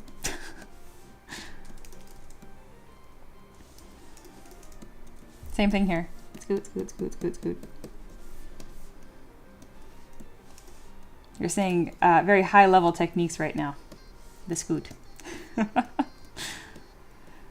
On an actually helpful, interesting note, if you want to use the move brush but have it move away from the camera instead of towards you, all you have to do is hold down Option and it will kind of lock in. Because usually by default, I can only use the move brush from left to right. But you can also go in the other direction if you hold down Option. So here's our left to right, holding down Option. See how it's coming like towards the camera instead? Pretty cool.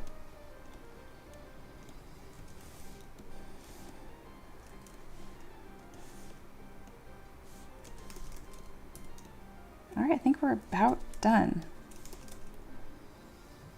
Before posing, of course, and all that coolness. This is not supposed to be here. Excuse me. I'm probably gonna need to make his head weirdly long, or his neck weirdly long, which I predicted, just so I have some breathing room, because there's a lot going on here. Oh, we have so many heads. Nope.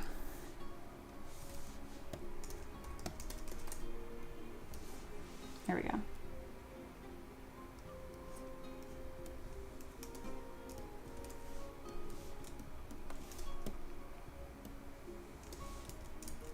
There we go.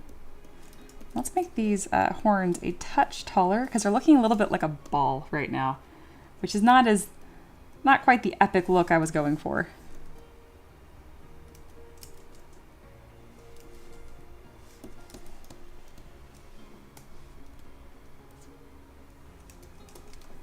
Hello, it says, Mia, Madame, is there any part of the Bugman model to be able to implement for some fun crossover? Completely optional, not needed, but a fun detail maybe. Yeah, I was thinking about it. Haven't planned on it yet. Stylistically, I do have some similar like shape language and stuff, but I haven't done any super intentional things with that quite yet.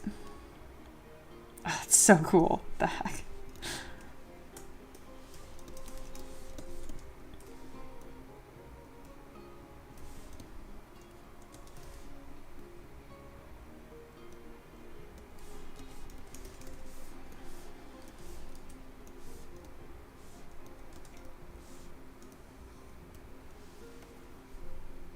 How about the horns on the side heads are smaller? Let's see how that would look. We wouldn't have as strong of this like crown shape happening though. So nah, I like this like pseudo crown that's happening. But when I was first doing it without it being so crown shaped, I did do that. And I do think it looked better.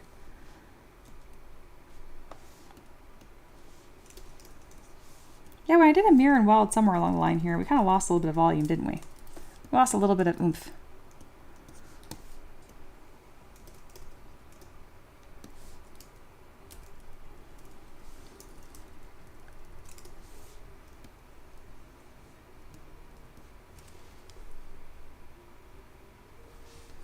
Ember says, this all comes together. It truly is a work of magic. Shoe blobs and all. Absolutely. See, I'm getting better with catching autocorrect and figuring out what you guys meant to say.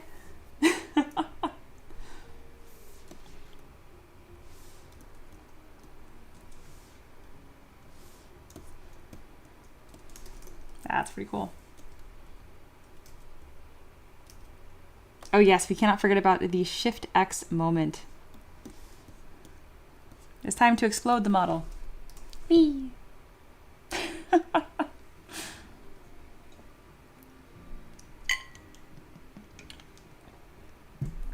Yeah, let's bring him back.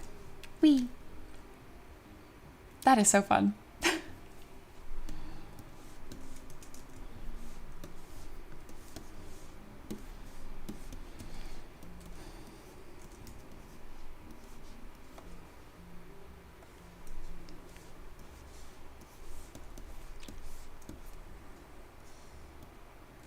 All right, he is just about ready for pose prep. Let's get a little bit more detail on these marshmallows.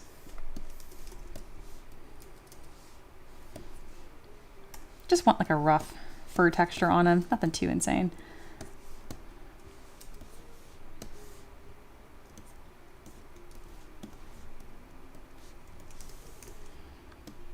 And then these, I do want to match whatever tabard choice I had here. Speaking of, we don't really need that higher subdiv right now. Can always bring that back after posing.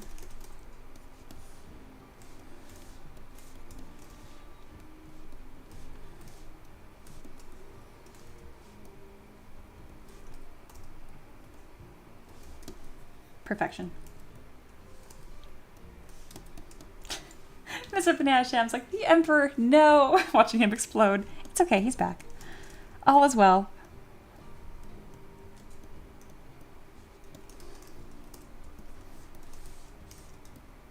All right, let's get him ready for pose prep. Yeah, sir, I am sorry to report the Emperor has indeed exploded into Lego pieces. Yeah, it's true. Yum. Why is that so much fun? Yum. It demands a sound effect. All right, it is pose prep time, and I want to get this done quick. Let's see if I can get this done in 5 minutes. I doubt it, but we're gonna try. We're gonna start from the top.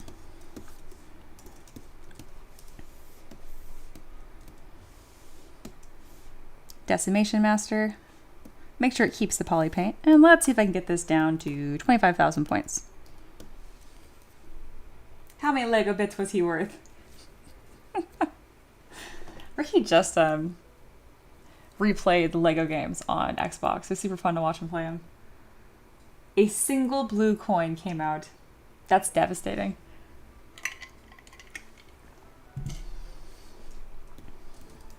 Okay, this guy decimated looks almost even better, honestly.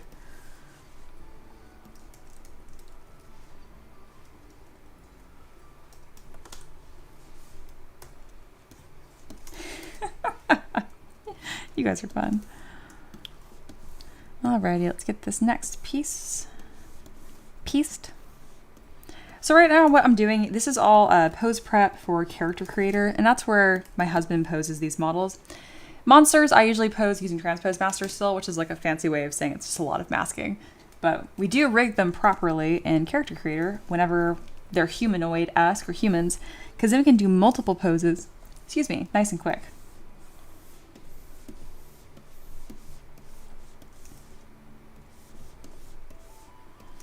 But the one thing with that is you either have to have really nice subdivision levels or just make sure everything doesn't exceed 300,000 polys. So that's why I'm just nuking all of these down to as low poly as possible while still looking nice. Which is great because this kind of overlaps with some 3D print prep for me. Because as I'm sculpting these characters, they're very detailed. So there's a lot of polygons, and you can throw like a 4 million piece model into your slicer. It's just going to take forever to 3D print it.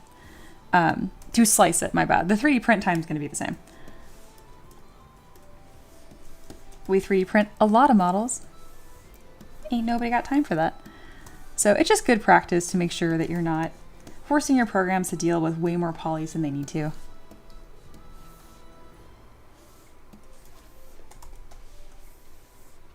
David says, sorry, what was that app? This is, well, you know this is ZBrush. Oh, Character Creator 4. Yes. Me saying ZBrush. Wait, I know you know this is ZBrush.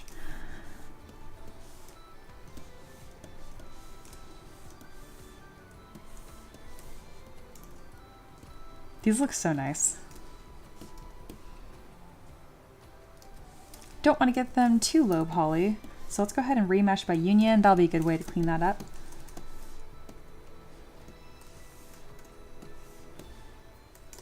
And now I'll decimate. Aloha, where are we? I don't know. Huh?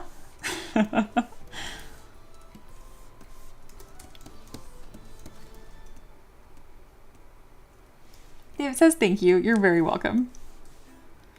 I know that like Character Creator 5 is coming out soon, so a lot of people are like, I'm just gonna hold off. Personally, if you think you're gonna like the software, like just get it now. It's cool if they have another software coming out. Personally, what I'm using works, so I really couldn't care less.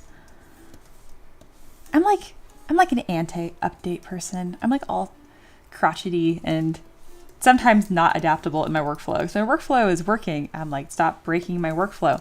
Every time OBS Studio has an update, I'm like, no, you don't. Not dealing with that. Not today, Satan. Like, it only happened once where it like blew up my scene, but I've still not recovered. So there's that. Mr. Banana Sam says, so cool. Love it. Oh, I'm so glad you do. You really came out swinging with your first request. I'm gonna give you the salty but appreciative, most difficult request ever from a first request person. But seriously, they were so creative and original and wonderful. This is what I live for. Like, as much as I like to have like an easy softball every now and then where it's like sculpt a monk. That's it. This is the stuff that really gets me excited and makes me proud to come back. Because when someone's like, oh, you do 3 models for a living? This screenshot right here of these two back to back, this is why I do it. So, thank you. Also, oh my God, salty trophy. This was a pain. Oh, there's my 5-minute mark. Not even close. Let's do another 5 minutes. We're halfway done though, so you know what? Somewhat close. Arms. Oh good, yeah, Reefer gave you some poing, and my bot's like, no poing for you. David says, yeah, I'm trying to do the A pose now thanks to you. I mentioned that I like making the model from pose, but yeah, I should learn to do multi-poses. You should. It is the way. All right, I need to split off these bracers in their own pieces so they're not gonna get all deformed. Mr. Banana Sham says, I'm so sorry. No, you're not. And that's A-okay. I'm so excited for the next one. I really am. And on a real note, I hope it makes your games that much more fun.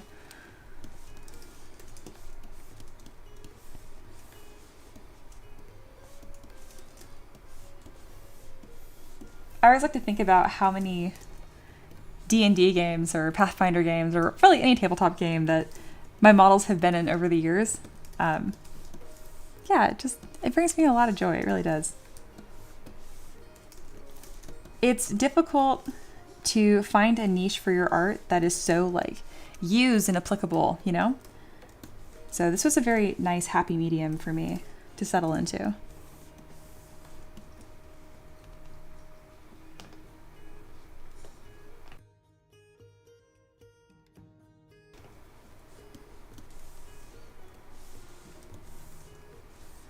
All right, his legs are really high detail, and they really don't need to be. So let's go ahead and decimate these down to like 11,000 points. Oh, there we go. Very good. Point has been awarded. And if you're hanging out today and you think, man, I got an idea for Mia to sculpt, you can do that. There's a link in the description of the video for my Patreon, and all legendary patrons can make a new request every single month. I do them in order. The only time I don't do them in order is if someone buys a priority ticket and then they get bumped up to the top. Other than that, I'm on my way. Might take a few months, but it will happen. And honestly, in a way, being farther down the list can be a good thing if you have people like Mr. Banana Sham in front of you, because then everybody benefits. Seriously. Everyone's models are now going to be that much better. This is how I felt about Foxy's request too. I think Foxy previously had the pain in the ass award.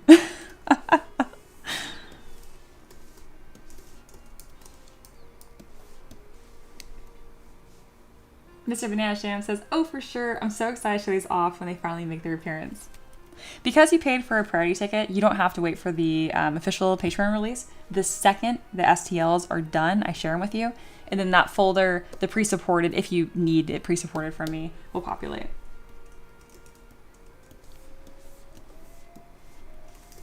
Bam. We'll call these legs. I think we already called these legs. Thighs. Figs. Figs. Okay. What is this? Does that need to be here? I don't think so. I'm afraid if it's not there, it's going to be like hollow. We'll deal with that later. Because I think that's solid. It's not. Son of it. Now we're good.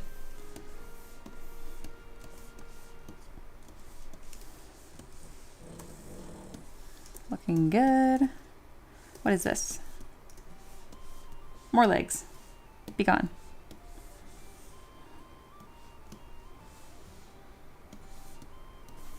All right, this will be chest decor. We got the collar, which I can merge to the breastplate, I think. To think about how this will affect Ricky when he is posing. Like these might as well be this merged down. Yes, very good. Left.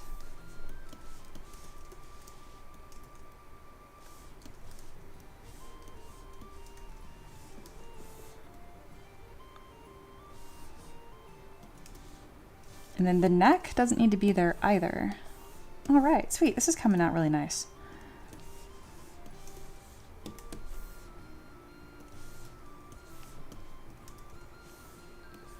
All right, there is my next timer.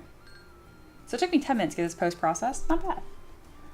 Not bad at all.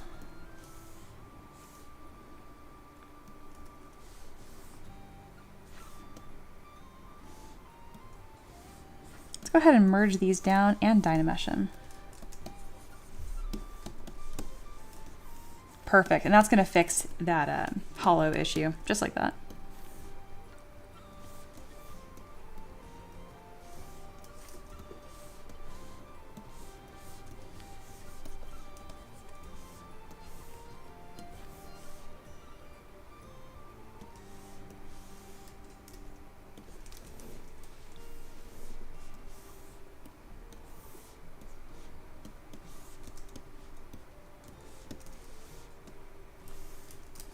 This is so cool. I love they do look like they're from the same universe, even though they're so different.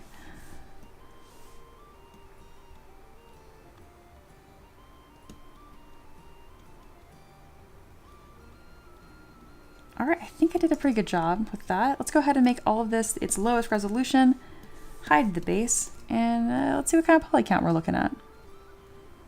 We're looking at under budget, my favorite. Amazing. I don't know what I would do with this in the future, but I feel the need to keep him and his cool little face. I have no idea why I'd ever use this again, though. I'll just hold on to it for now.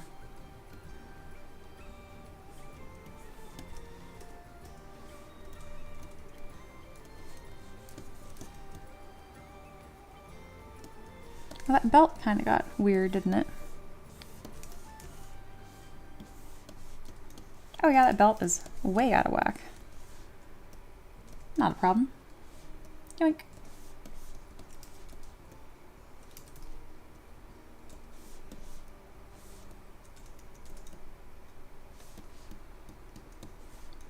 Yeah, this makes sense. This is kind of goofy back here because there's a cape.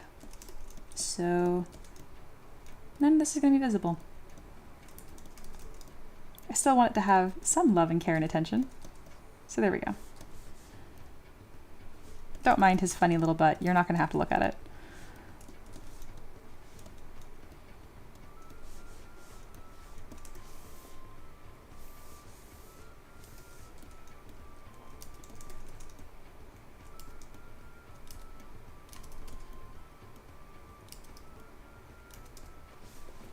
Foxy says, yay, pain in the ass award. Yeah, am I being too mean to the peasants today? I do like you guys. Like, actually. Wait until you get my Splendor request. Oh my god, I get nightmares about that in my sleep. You don't even know. You could use it for Atlantean Art Deco. I really could.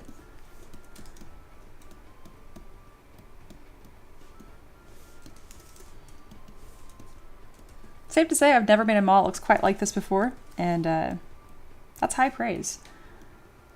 Made over 1,000 of these suckers now, so pretty cool.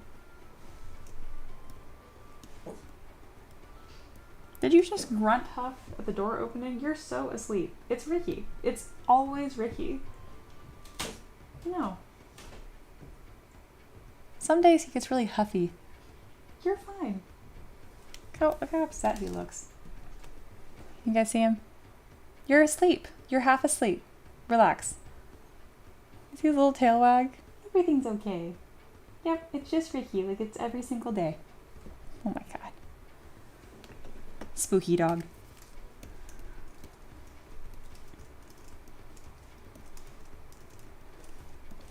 I'm a little concerned that this is poking out on the side but not the other one, because that means they're probably, yeah, see? They were not symmetrical. And I've learned if it's not symmetrical, you will blow up Character Creator. So don't do that. All right, we got this. This. You know what? I'm not even sure if stuff needs to get redone for Ricky on the Character Creator side. That's just going to be a future Mia problem. Okay.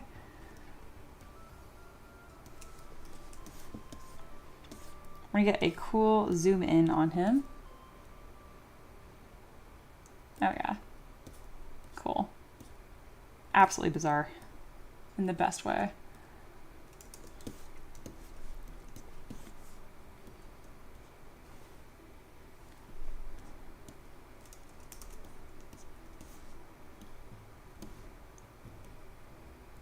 Perfect. All right, that's our first art of the day. Let's take a screenshot.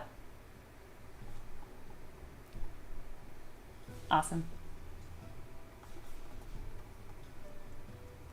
Art 1.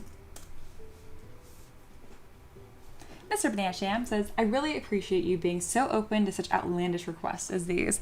Absolutely. Again, this is my bread and butter. This is what I love to do.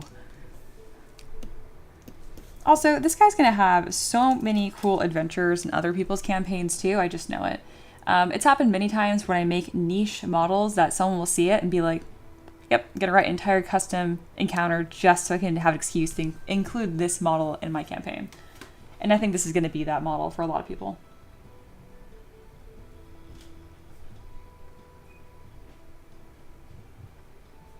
All right, let's make some notes of what we got done.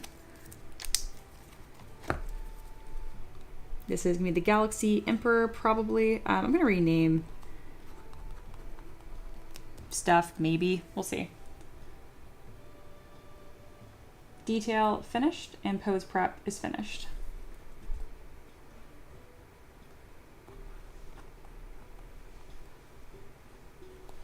Very good. All right, 2 blocks into the day. I love it. All right, I'm gonna take a quick break, I believe. I know. Gonna take a quick break, grab some water, all that kind of good stuff. And then I'm gonna come back and either review student work or work on finishing the Cherry Blossom Dragon today. Let's see how much oomph I can get in. Foxy says to me, my requests after Splendor are much simpler. I'll be making it up to you with requests for the rest of the year. I have a plan. Oh, that sounds exciting. I love it. Very excited. Alrighty, I'll be back in about 10 minutes. See you guys soon. Oh, also enjoy Aloha's graphic, which is completely up to date right now. Everyone should be on here that's supposed to be on here. Very good. Bye.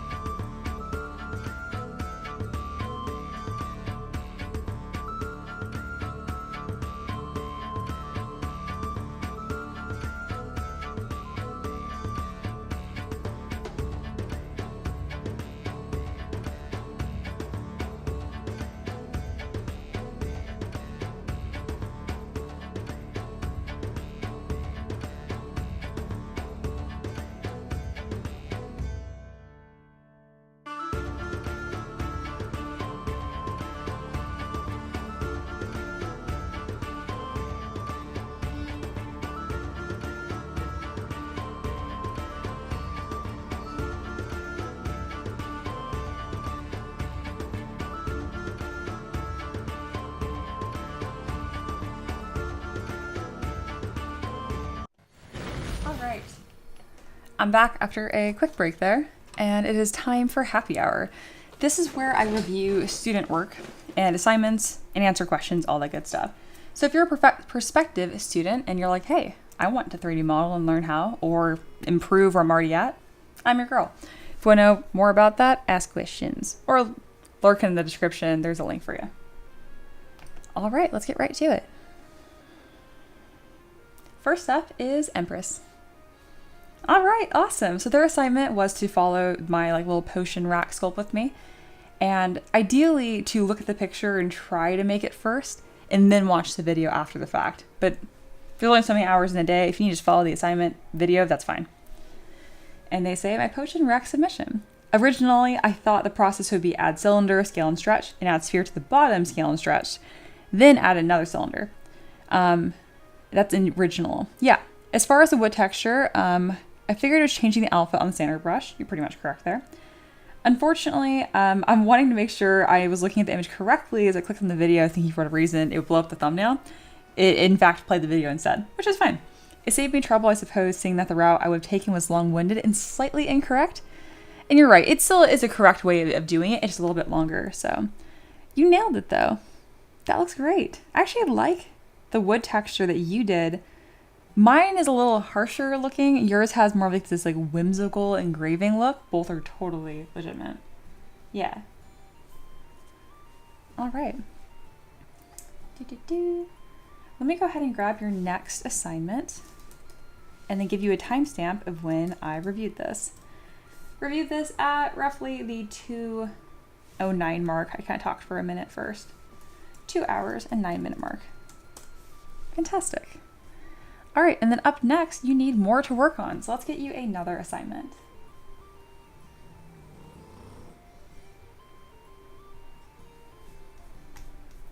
All right, you really did fantastic with that. I don't think I want to give you another brand new assignment to follow. Instead, I think we're going to go back to create something fun and simple. You don't have to do exactly 5 subtools. You can do more if you want. But let's just get some more practice in, because you already mentioned you're excited to implement what you've learned. So let's go ahead and do that. Fantastic. Up next is Max. All right, and I gave them a bit of a doozy here. That was to sculpt a head from scratch. It was time. They were learning so much, so. All right. This is reviewed at the 2:11 mark. Perfect. All right. Hey, Max, this is looking fantastic. This is such a hard assignment, and I know that. I see that you didn't block in any eyeballs yet, which is totally fine. I recommend making those separate subtool anyway. But let's kind of review and think about how you did here. All right, you kept it really low poly. This is the reference, or one of the references I provide, just thinking about planes of the head. And you did a pretty good job with getting those main shapes blocked out. You are pretty correct in your assumption here that the head is 2 different volumes. So you have the sphere, and then attached on the front is a cylinder. You got a little far removed and detached. Let me show you. Head, side view. So your volumes are correct, just the way that you have them stacked up on top of each other is a little pushed out. Here you go. See, here you can see that volume of that circle with that cylinder kind of attached to the front, but just bring them in closer together so you got a little elongated, but overall correct shapes. And then this view and this view. Same with this, you got a little too wide in the back. Overall, your proportions here are actually looking quite nice. Let's just do head view, front, and see what Google gives us. Perfect. I like going with these really basic ones, kind of have a reference here. Yeah, so your eyes are pretty much in the center of the head, which is great. That's the line they're going to fall at. A lot of people put them at the top of the forehead. You did not. Good job. The orbital sockets are a little on the big side, but again, you didn't put any eyeball spheres to keep up that volume. So this is about how I would do it as well. Nose looks correct. I would bring it down a little bit. The gap between the top of your lip and the bottom of your nose right here is very, very sensitive. If you make it really long, it's going to look more like a monkey than a human. So just keep that in mind. I see you try and give him a little bit more of a smiley face. I would encourage you to push that line in a little deeper and then use a move brush to kind of pull the top and the bottom lip out. You'll get some pretty good results, even low poly. And then be careful when you're removing volume on a face. That like sucked in look, that look. It was almost like you were sculpting a skull here more than you were sculpting a head. So good approach, honestly, to get like the bony landmarks in. You even have that concavity right here, which does happen people that are very emaciated or very old. But yeah, and the chin, I would bring that forward a little bit as well. But do this assignment one more time. Just because you made a lot of progress already, just do it one more time from scratch and see what happens.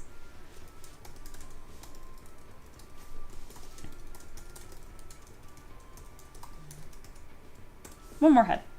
And we'll review this. We'll come back to the assignment again in the future. But good work. Seriously.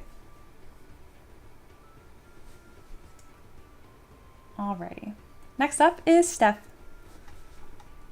Let's see how she's doing on this dwarf. So she has this really cool dwarf character she's working on. This is Stephanie's first project. So I am especially excited to see how all this comes together. Alrighty.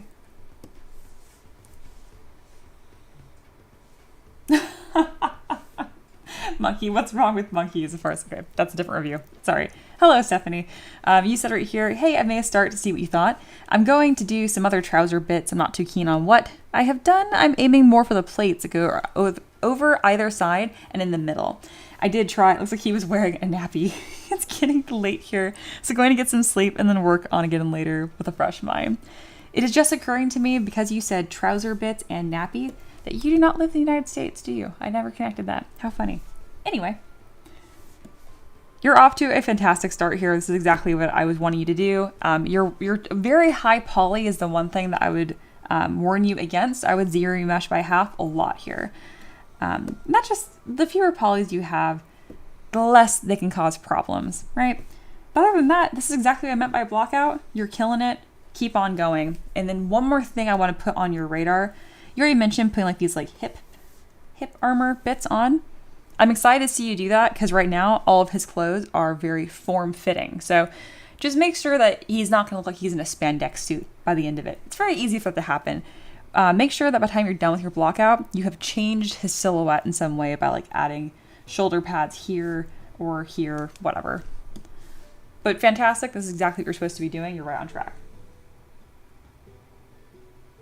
Next up is Flea. Here we go. I marked it spoiler just in case you're on stream reviewing. Didn't want to take away this choice, for you might be triggered seeing someone skinny or malnourished. That's very sweet of you. Thank you so much, because not everybody wants to see that. And I will not show that on stream, because we don't need to see. I don't want to make anyone upset, because it is distressing to see someone that skinny. 216. Bam. But yeah, thank you very much for hiding that. And this is the reference you were working on for the back scapula. I definitely need to work on how cupped it is, and also the stretched skin around it. I'm not happy with the spine area on my model quite yet. I'm going to grab that reference slightly off screen and then review that, and I'll talk to you guys about it. Yeah. It's just someone in the hospital that's really malnourished. That's all it is. It's not like severe NSFW or anything. But it's distressing, right? I hope they get better. All right. Yeah, that's a great reference for that skin stretching effect.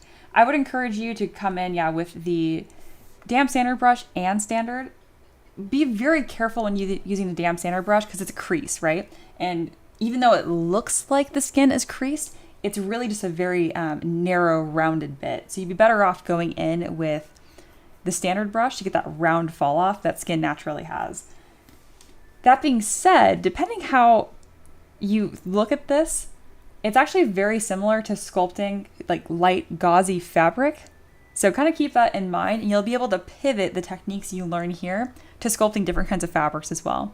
It's kind of like people that can speak with lots of different accents. They mention like, oh, now you take this vowel and move it to the front of your mouth. Now it sounds like this. It's the same kind of thing. There's a lot of like shape overlap between this stretched, emaciated skin and like really pretty light gauzy fabrics you see on like Roman and Greek statues. So the more you know. All right, do I have any questions from students? It can be about art, art business, or just ZBrush in general, sculpting techniques. Now is your time to ask.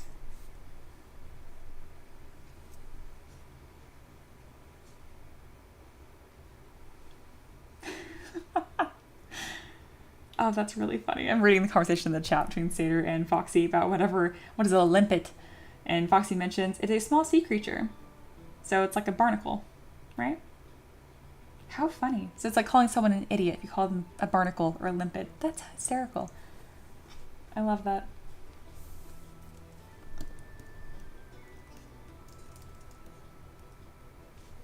Raper says, Mia, how is my storm cutter? Storm cutter. Is that one of the dragons you worked on? It's awesome. Simple as that. Oh, how cute. I love the expression. It's so silly. Oh, that's so cute. I like the 4 wings a lot.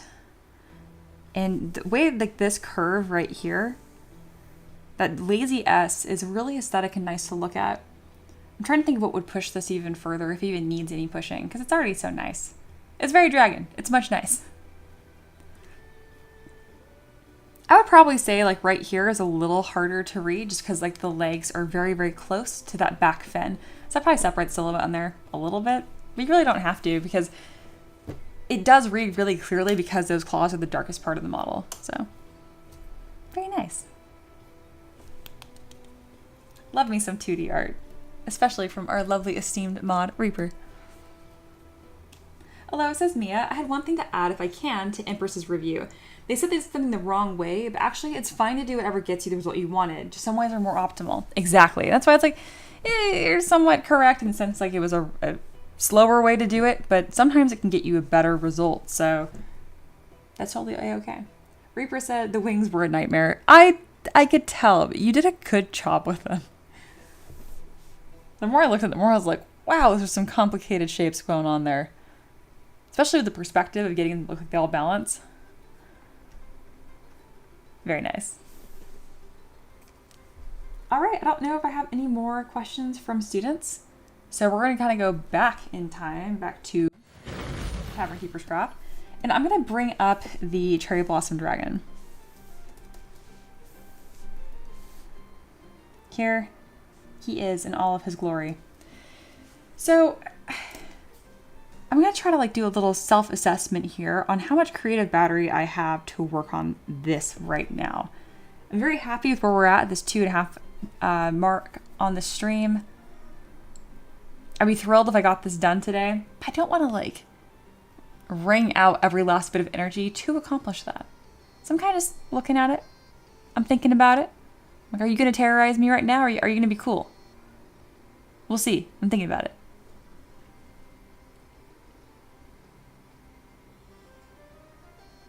Yeah, creative battery reference. Although I mentioned that the other day. It's a good reference. It is a very good term. I don't know if you coined that, but either way, you get credit in my head.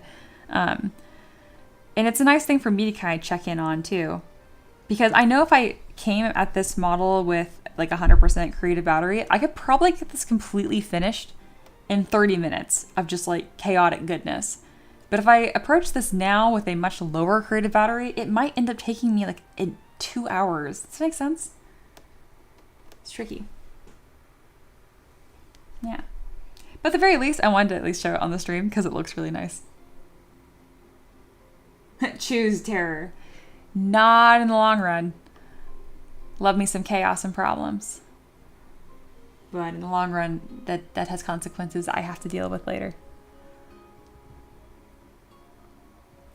I really enjoyed the pace of this stream though. And just like, ever since I've switched, as of last week, I switched this Monday through Friday streaming, and they're longer but fewer.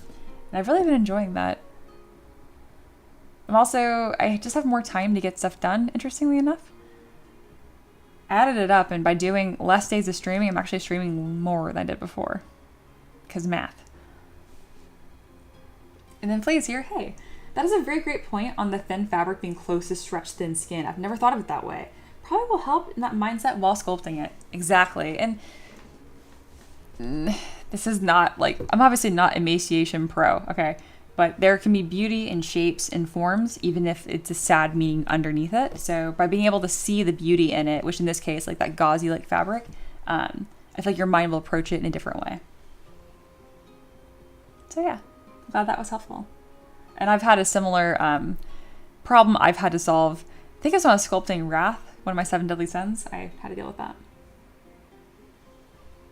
Sater says, oh, I was trying to figure out a meal different today. First day in ages, she hasn't been flexing because you can't see him.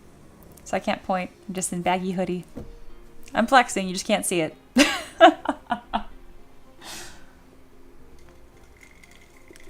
The noodles are still noodling, but not forever. Actually, probably forever, but one day they'll be toned noodles.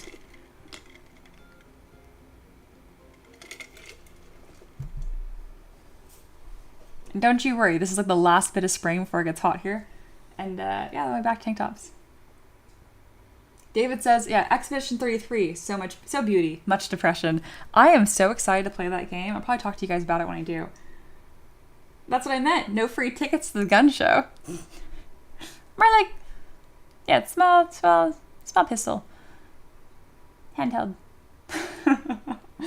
Handgun. Awesome. Noodle is a shape. Thank you. Yes, it is. It's represented. This dragon's noodle. Epic noodle.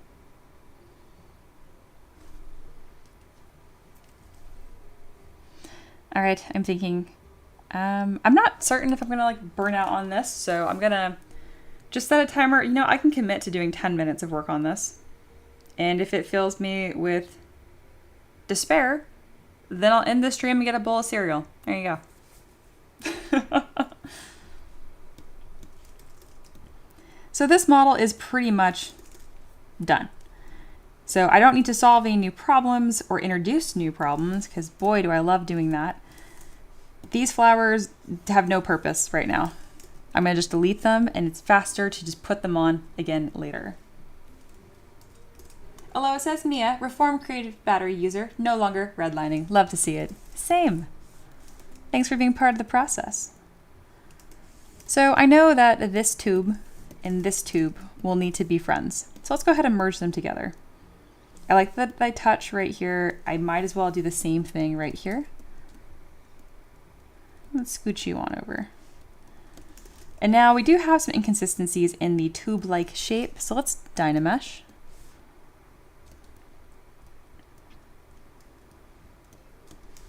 And let's see what we can do here. I'm not feeling the dread, so very good.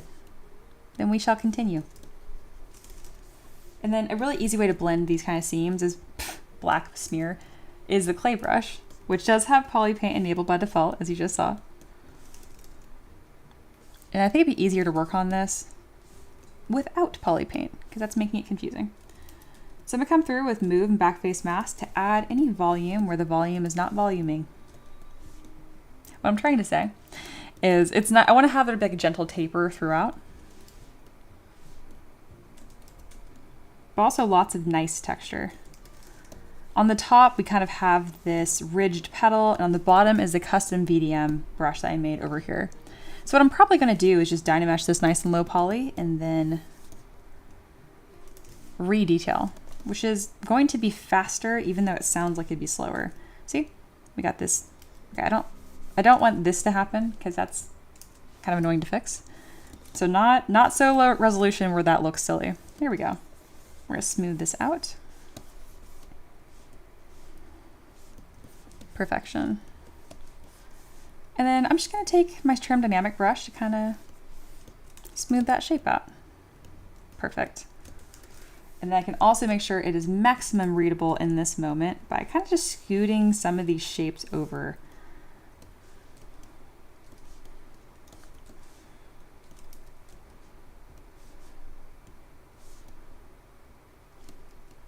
Yeah, like it's getting a little, I see why I did that.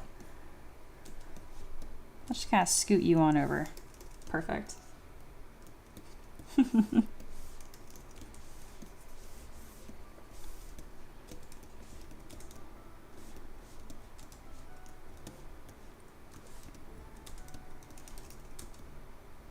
Amazing.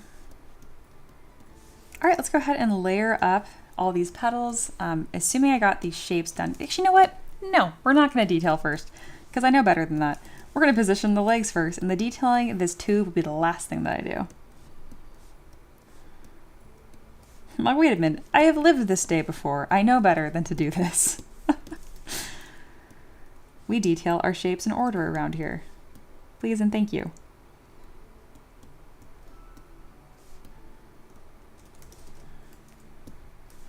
There we go. Oh, I do love this thing. Ah, it's so cool.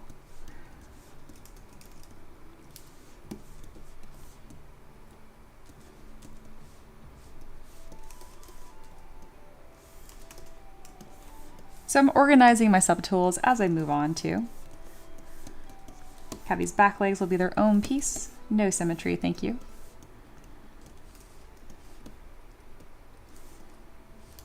Oh, I forgot about the branches. Can't forget about that. Ah, that's confusing that they're combined. Let's go ahead and split those and we'll pin those onto the legs to make everything nice and easy. Perfect. I love the chat. Problems. Always problems. Well said, non-sleeper. Also, welcome in. I missed you coming in. I did see your username though just a second ago.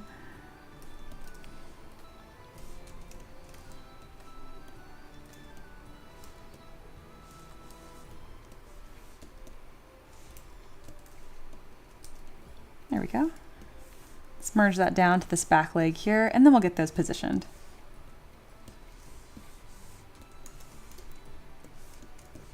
Sater says, I'd say my mom says I'm a problem, but she isn't the only one, so this is true. Maverick snorts in agreement. I don't know if you guys could hear that. I think my dog just roasted you. I want... These need to be connected before I forget, and then they don't 3D print because they will just fall off. Can't have that. There you go.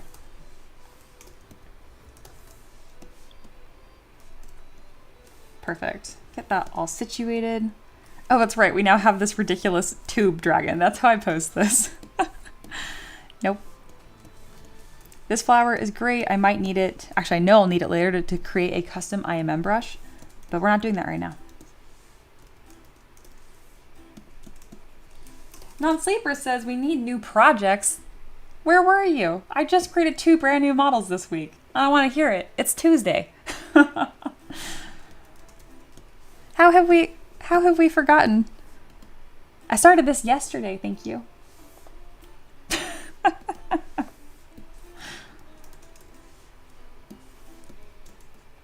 Every now and then I see this artist on ArtStation where they work on the same project for like 3 months. And part of me is like, I think I want to be you, but I know I don't want to be you. Like, it's amazing how polished and incredible their work looks by the end, you know? Don't get me wrong. And I'm also like, I think I go insane working on the same model for that long.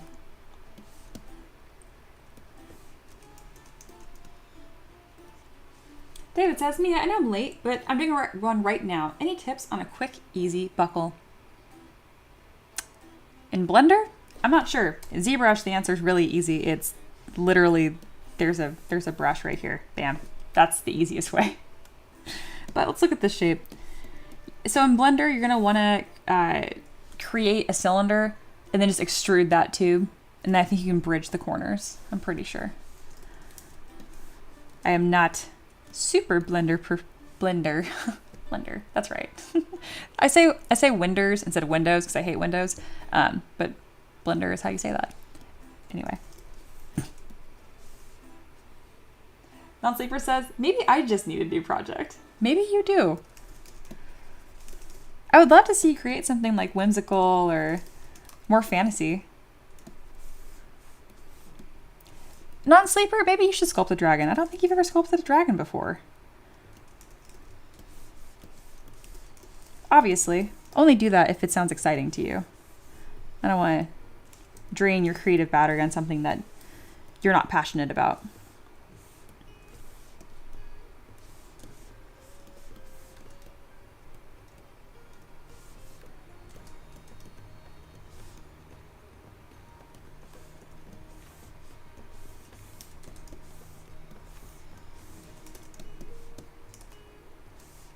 There we go.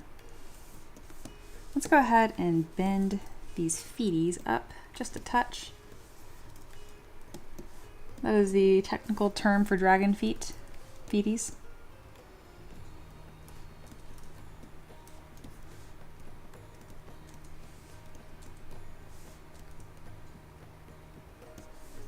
Yeah, this looks so cool.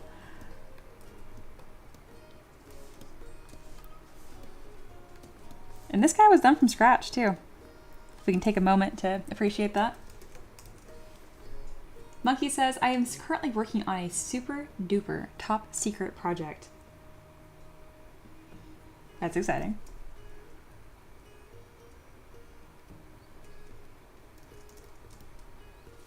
David says, Mia, I'll always say, you show, I'll translate. That helps a lot. Thank you. Okay, good, good.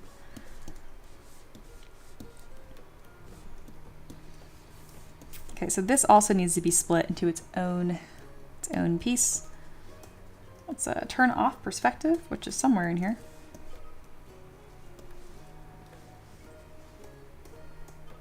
There we go.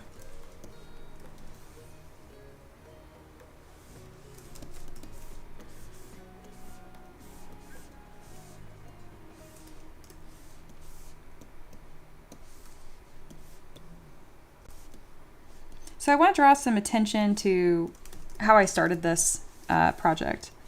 Because just now, I was like, I don't know if this is going to drain my creative battery. Bam. I set a timer for 10 minutes, and that wasn't that bad. I felt like 10 minutes wasn't too scary, so I tried that. So now I'm doing another 10 minutes. So if you're not sure, and sometimes you're too tired to even know if you're tired, which I know sounds like, oh, then don't work. Yes and no. Our brains are usually on the cautious negative side, so I find it's best just to try it out. And if it fills you with dread and you're super tired, then stop working. But if you can just take a couple baby steps, sometimes you end up coming up with this momentum that you didn't know that you had. So don't shortchange yourself, especially if this is your full-time job and source of income, then you cannot just take every day off. But this is one of those techniques on how I kind of keep that balance and stay healthy. That's a topic that I know I bring up a decent amount, and honestly, I still don't think I bring it up enough. So anytime I have anything that's like a healthy or sustainable work habit, I want to share it with you guys right away. Because art is just so savage in the sense to where, like, if you are not mentally like charged, or if you're creating in like an unsustainable way, it comes back and you have to pay for it tenfold. I don't know of that with many other professions. Obviously it exists in every profession to varying extents, but especially art. So take care of yourself. Aloha says, very excited with our project. Good. I just opened what my project looked like at the start to now as I'm writing my document for this project. I'm so happy. I want to cry. I encourage you. Have a good little cry. I cry about everything. I used to be like really like more tough, I guess you could say. I would argue I'm more tough now that I cry at everything.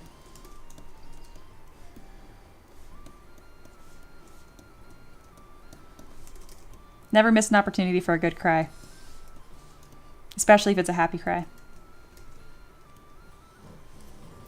Reaper says, Mia, I feel like that right now. It doesn't help. I'm exhausted trying to get back to a normal sleep schedule. Yeah, yesterday, didn't you mention you've been awake the previous day since 3 p.m.? I was like, that was days ago.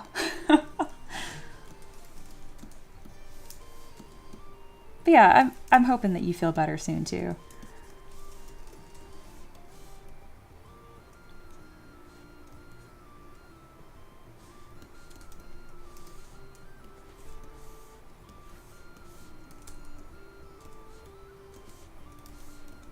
Life be lifing. Sometimes it's difficult.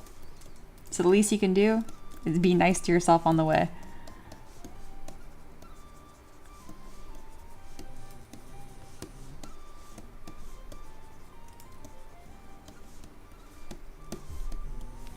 Looking good. Monkey says, honestly, after coming from food and beverage industry, art will never burn me out like working saute or being behind the bar. That can also help too. I did that for a long time because, have I mentioned I hated college? But anyway, when I was in school, you know, it was just the worst time for me. And even though I had good grades and whatever, it just sucked. And so for a long time when I was doing this, I would just think of that. I'd be like, well, at least I'm not in college. That didn't work for me very long though. Sometimes you can kind of like fight negativity with negativity. I'd be like, hey, at least it's not that. But my little brain is just like pouring like gasoline on fire. I have to be neutral or positive. Reaper says, it's not as bad today. I managed to squeak in a nap. Goal is to stay up to at least 4 p.m. before I go down. There you go. Do as I say, not as I do. Also, I didn't depend on regular sleep schedule to do stuff. Now I do. This is true. Yeah, I'm excited. You mentioned like you're volunteering at the library or working at the library. Very cool.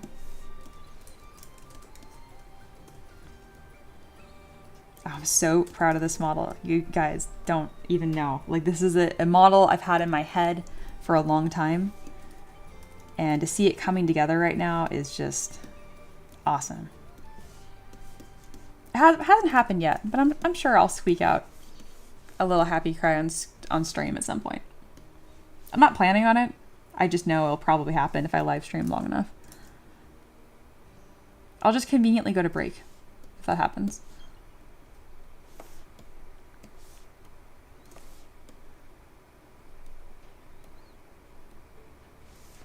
There we go.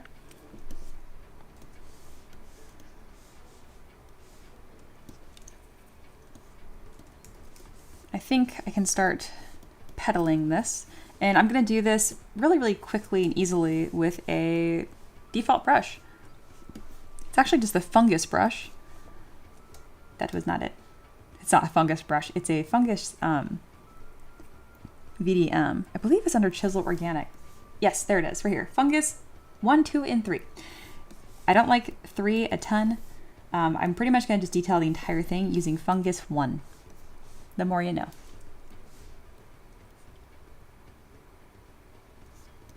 Foxy mentions burnout is bad no matter what you do for work. Absolutely. Taking care of yourself is top priority. Sometimes work pushes you beyond what is reasonable, and sometimes you can take a break. Sometimes you can't. Yeah, and sometimes it can be a good skill to work under pressure when you are burned out. It's not a fun skill to have, but it is important.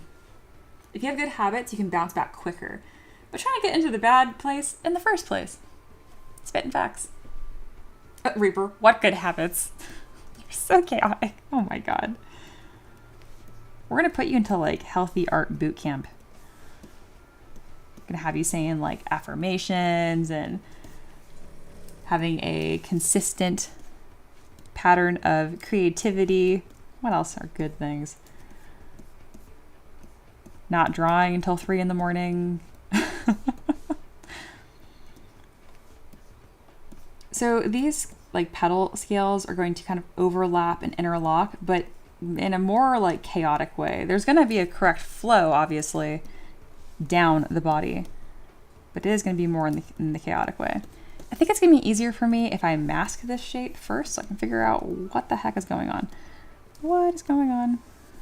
It's going to go like this, and then like this, and then it twists on itself again, I think. Or does it wrap all the way? I don't know. Who made this? Like, I want it to stay on top of the mesh, mostly. Yeah, there we go. Something like this, I think.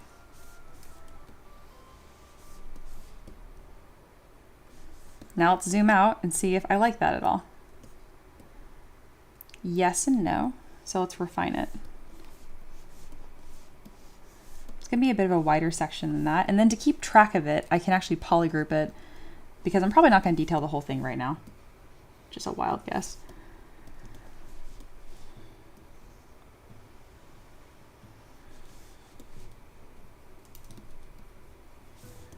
There we go.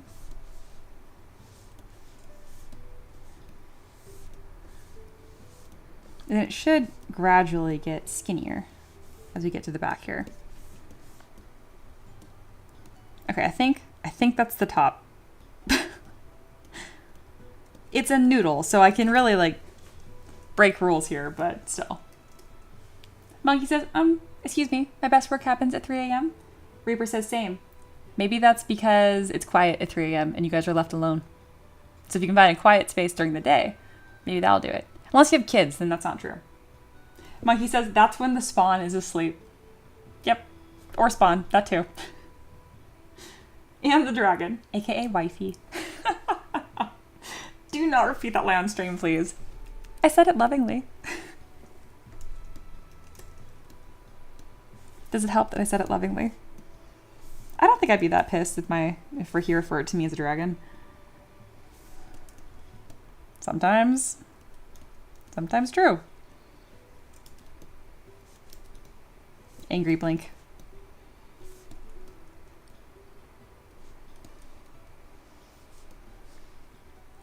I'm sorry.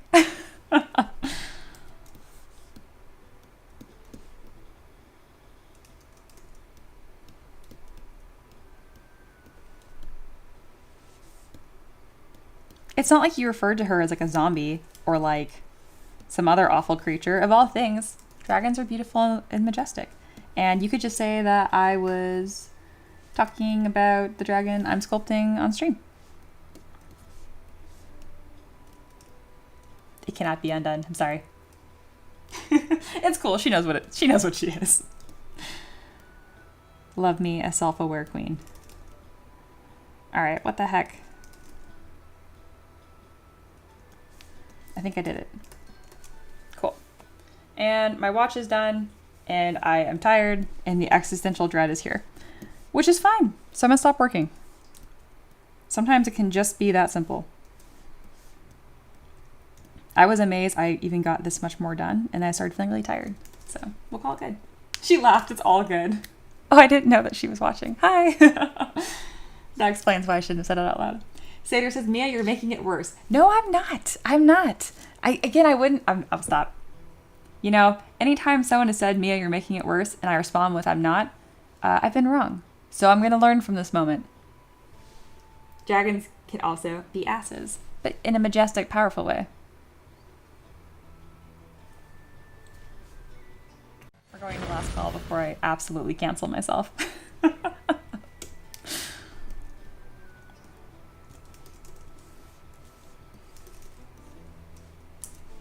And having this bottom section poly painted is actually quite nice. I can mask it, blur that mask, and then fill object. Oh, wrong way. Here we go. Something kind of like that. Yeah, it's gonna be a nice flow. Perfect. Aloha. The M3DM PR team cannot handle it. Hey, I've done worse. Aloha says, Mia, please stop calling people's wives literal creatures of the grove. You're right. Sorry. Wow, Mia learning. That's new. I know you're joking, but it's still hurtful. I will zoom in. Disappointed dragon face. Doesn't look disappointed, just looks wrathful. You know, again, if we're picking sins, it's probably my second worst one. Just kidding. I can't be wrathful with this hair. Look at this. Look at the happy fluff. Yes. Alrighty. We're calling it done for the day. Hair clips are coming out. Maverick is done snoring and has unearthed again. There we go. Have you unearthed? Oh yeah, he's full unearthed. He knows when the stream is over. He really does. All right. Thank you guys so much for hanging out with me again today. This has been a lot of fun. I did not save all the work I did on this. I would like to save. I didn't save the Galaxy Emperor either, I think. Damn. Good job, me. We're gonna save both of these. All right, there's only 2 projects left in the big boy folder, and that is this and the Fall of Aloha. So we're making progress. I'm gonna open up the Galaxy Emperor and just see, what am I reverting to? And see if I did save it, because I am curious. Did I seriously not? It doesn't matter. I have a bajillion quick saves. Wow, I did not. Okay, that's fine. Quick save. Yank.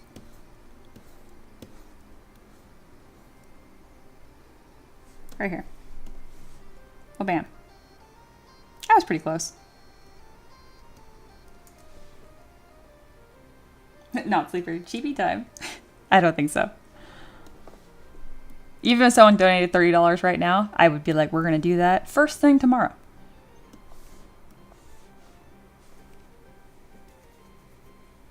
Aloha says, you really did have a streak of like 5+ models of really high difficulty. Great job getting them done. Thank you, thank you. And looking back, I was like, I really didn't have to do them back to back. Why did I do that? So I'm going to plan a little better in the future. Crazy, I know.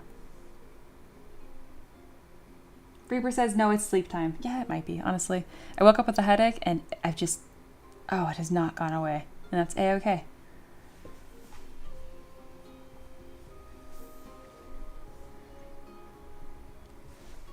You want to say hi to the people?